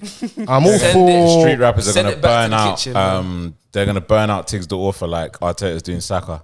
Yeah. No, but Tiggs the Awful on a rap hook is crazy. Yeah, but then he's becoming the go-to guy so much. I know his shoulders hurt, man. Allow me, man. Come on, man. Iron Robin, when he cuts in from the left and top bit is elite. It's man. true. He's saying LeBron with the dribble. These hoes, no man, Yeah. Gangster Writers was too good. Man. I'm all for artists and like, you know, their expression and playing with different sounds, but sometimes you just know something's just it felt like a force, innit? Other people might appreciate the song, me Bad Boy Chiller Crew, but I just was like, I wasn't really rocking with it. That's for the Garage Nation babes that go raving with their mums. You got a proper agenda over there for that, innit? Yeah. What's your beef, bro? Bro, continue the review, bro. Why are you dying on their hill, bro? Damn. Tough crowd. Dying on that Garage Nation hill, fam. Wow. He's never spoken about this before. This ain't the usual thing, you know? Why are you there, bro? You really good? hates Garage Nation. Did you listen to the album? Yeah, top to bottom, What songs do you like? all of them. Wow. Thanks for coming, Chrissy. You're welcome. Appreciate your participation. Nah, man, I was just like, I don't know if I was underwhelmed. There was one I hated. Even though, like, yes, again, it can be early, but sometimes some projects grab you straight away. Some projects can not grab you straight, and I like, we shouldn't, but we do. That's what we do with as listeners and people that give their perspective on music. I'm like, yeah, this is the weakest one out of all the Crop Circle. He said that's his last ever album. What about Line of Fire Part 7? Oh, with the Streets, Fats, Trapstar, Toxic, little torments on that one as well. Yeah. Toxic is the one I hated. It was cool. It's not the best posse cut one because he does that on every project where he has like This is Part 7 with all the man them on there. I was just like, I was kind of jaded at that point. I think that's after I've listened to that song with Big Nasty I didn't like. Oh yeah. Obviously, it's Crop Circle. We know what this is going to be about. Yeah, Devil's Rejects was hard. Devil's Reject was hard, and that's the one that's got Scraps, and it's got Georgia Poet on it as well. Devil's Reject. Yeah, that I really liked, innit? Because it gave me the feeling That's of when Halston to he the T. did the song with Akala. I think it's on Crop Circle, the first Crop Circle, where Akala's doing like the spoken word piece on it. Yeah, Georgia Poet does something similar on this song as well. So I like that reoccurring theme. I was just like, it just didn't really hit me enough. I was like, the songs with Scraps are for me the best ones on there. It's the only one with Scraps at the start. I rock the it. outro. I like that. I like the outro with Debbie. I like Devil's Reject with Scraps. I wasn't mad at Could Have Been with Mira May.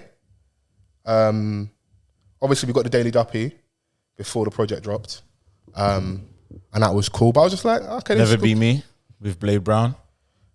Blade's bit absolutely. I don't know who pissed Blade off. The verse is crazy. When you guys go and listen, you know, we can run some of this because you can run that definitely because they're independent, innit? I do your job. Girls are fighting. I had to get him back for that Garage Nation. Oh my gosh. Oh my days. What are we playing? Never Be Me off the album. Crop Circle 3. This is featuring Blade Brown.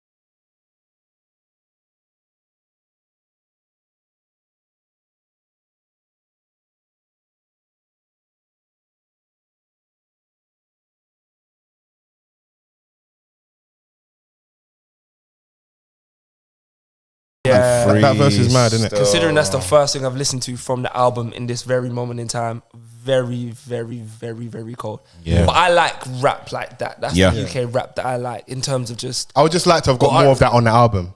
I do. Oh, want so him wait, to if I stop. listen to the album, I'm not going to hear all of that. In my opinion, obviously the songs are scraps, give it that vibe a little bit, but that felt like that's the one song where it feels like they're just going at it. Like, Yeah, I just want him to stop doing that skip thing. oh, okay. Where they like miss out a word slightly, yeah. And I'm like, all right, just, you know, Deliver. just say it. Yeah. Blade Brown is the master of making me feel poor, man. Yeah. Like, I've got money, but clearly not to the level that Blade Brown has because damn. I mean, yeah, that's Blade though, innit? That's Blade. Like, he's got that ability. Certain rappers, like, you know what they're about. Yeah. And if they can consistently make you feel a certain way, Yeah. then do you know what I'm saying? Like, you just find a new way of saying it, or What was like, that one you called know, again? Never Be Me. Add that to the playlist. Yeah. Yeah. So What do you think of as a whole of the project, Vans? I gave it one spin yesterday in the Okay. gym and that, Yeah. and I just thought it's okay. Like, I didn't expect it to come so soon after.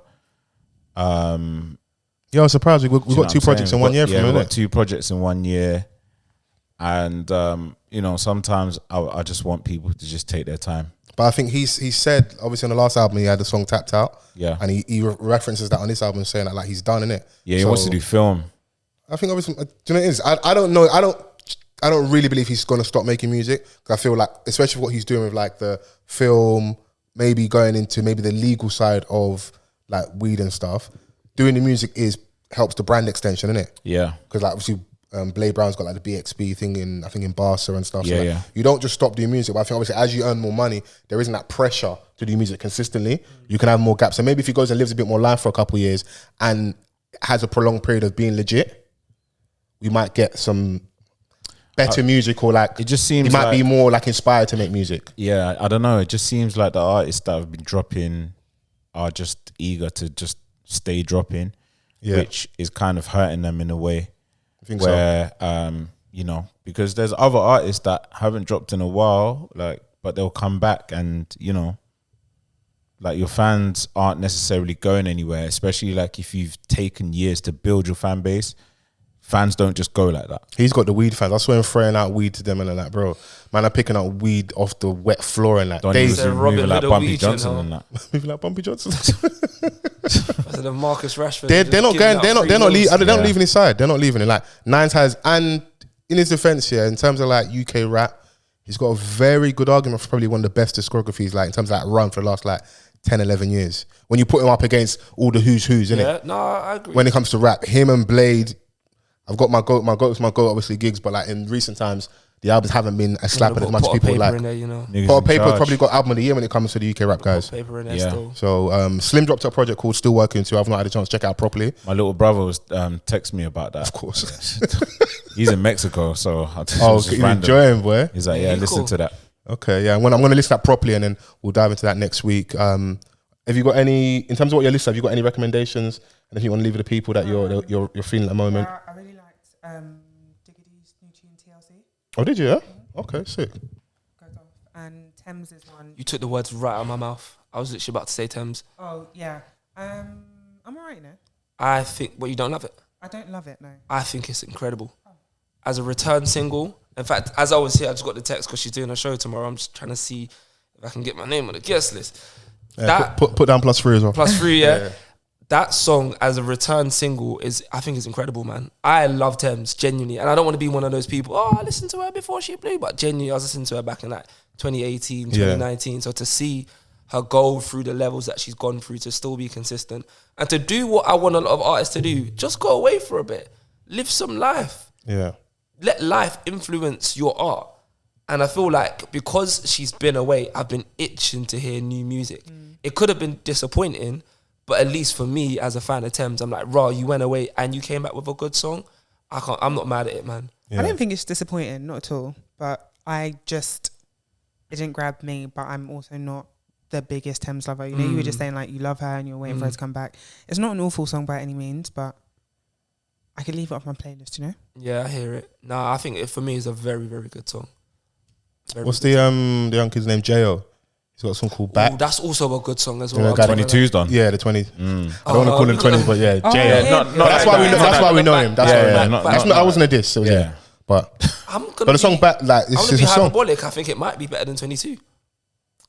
Hey, I haven't heard it yet. Stand on your point, bro. It's a very good song. Who's gonna flog you? Who's gonna beat No one you? gonna flog Nobody me. can beat you. Yeah. Gee, no, I listened to it. I think it just came up on my recommended on YouTube, and I was watching the video, and I was like, you know what? If I was driving, I can really get on board with this. And I'm happy for those guys. When you see, like, when you have a song that's like so big like that, it's got to be There's a lot of pressure. pressure, yeah. Hard, man. He's know. probably he signed a deal now as well. So like, I'm guessing they're gonna be like, yo, you got to recoup the money that we gave. Yeah. Like, it's gone from making the songs in your bedroom to having like people on TikTok. Oh yeah, release that song. To you got stakeholders up above who now have invested money in you. I want their money back. So you get to the studio and make a hit from something. And I don't know if it's gonna have the same level of success. It never does, but just on a musical standpoint, I really, really like that song a lot still. Listen, if it gets close to what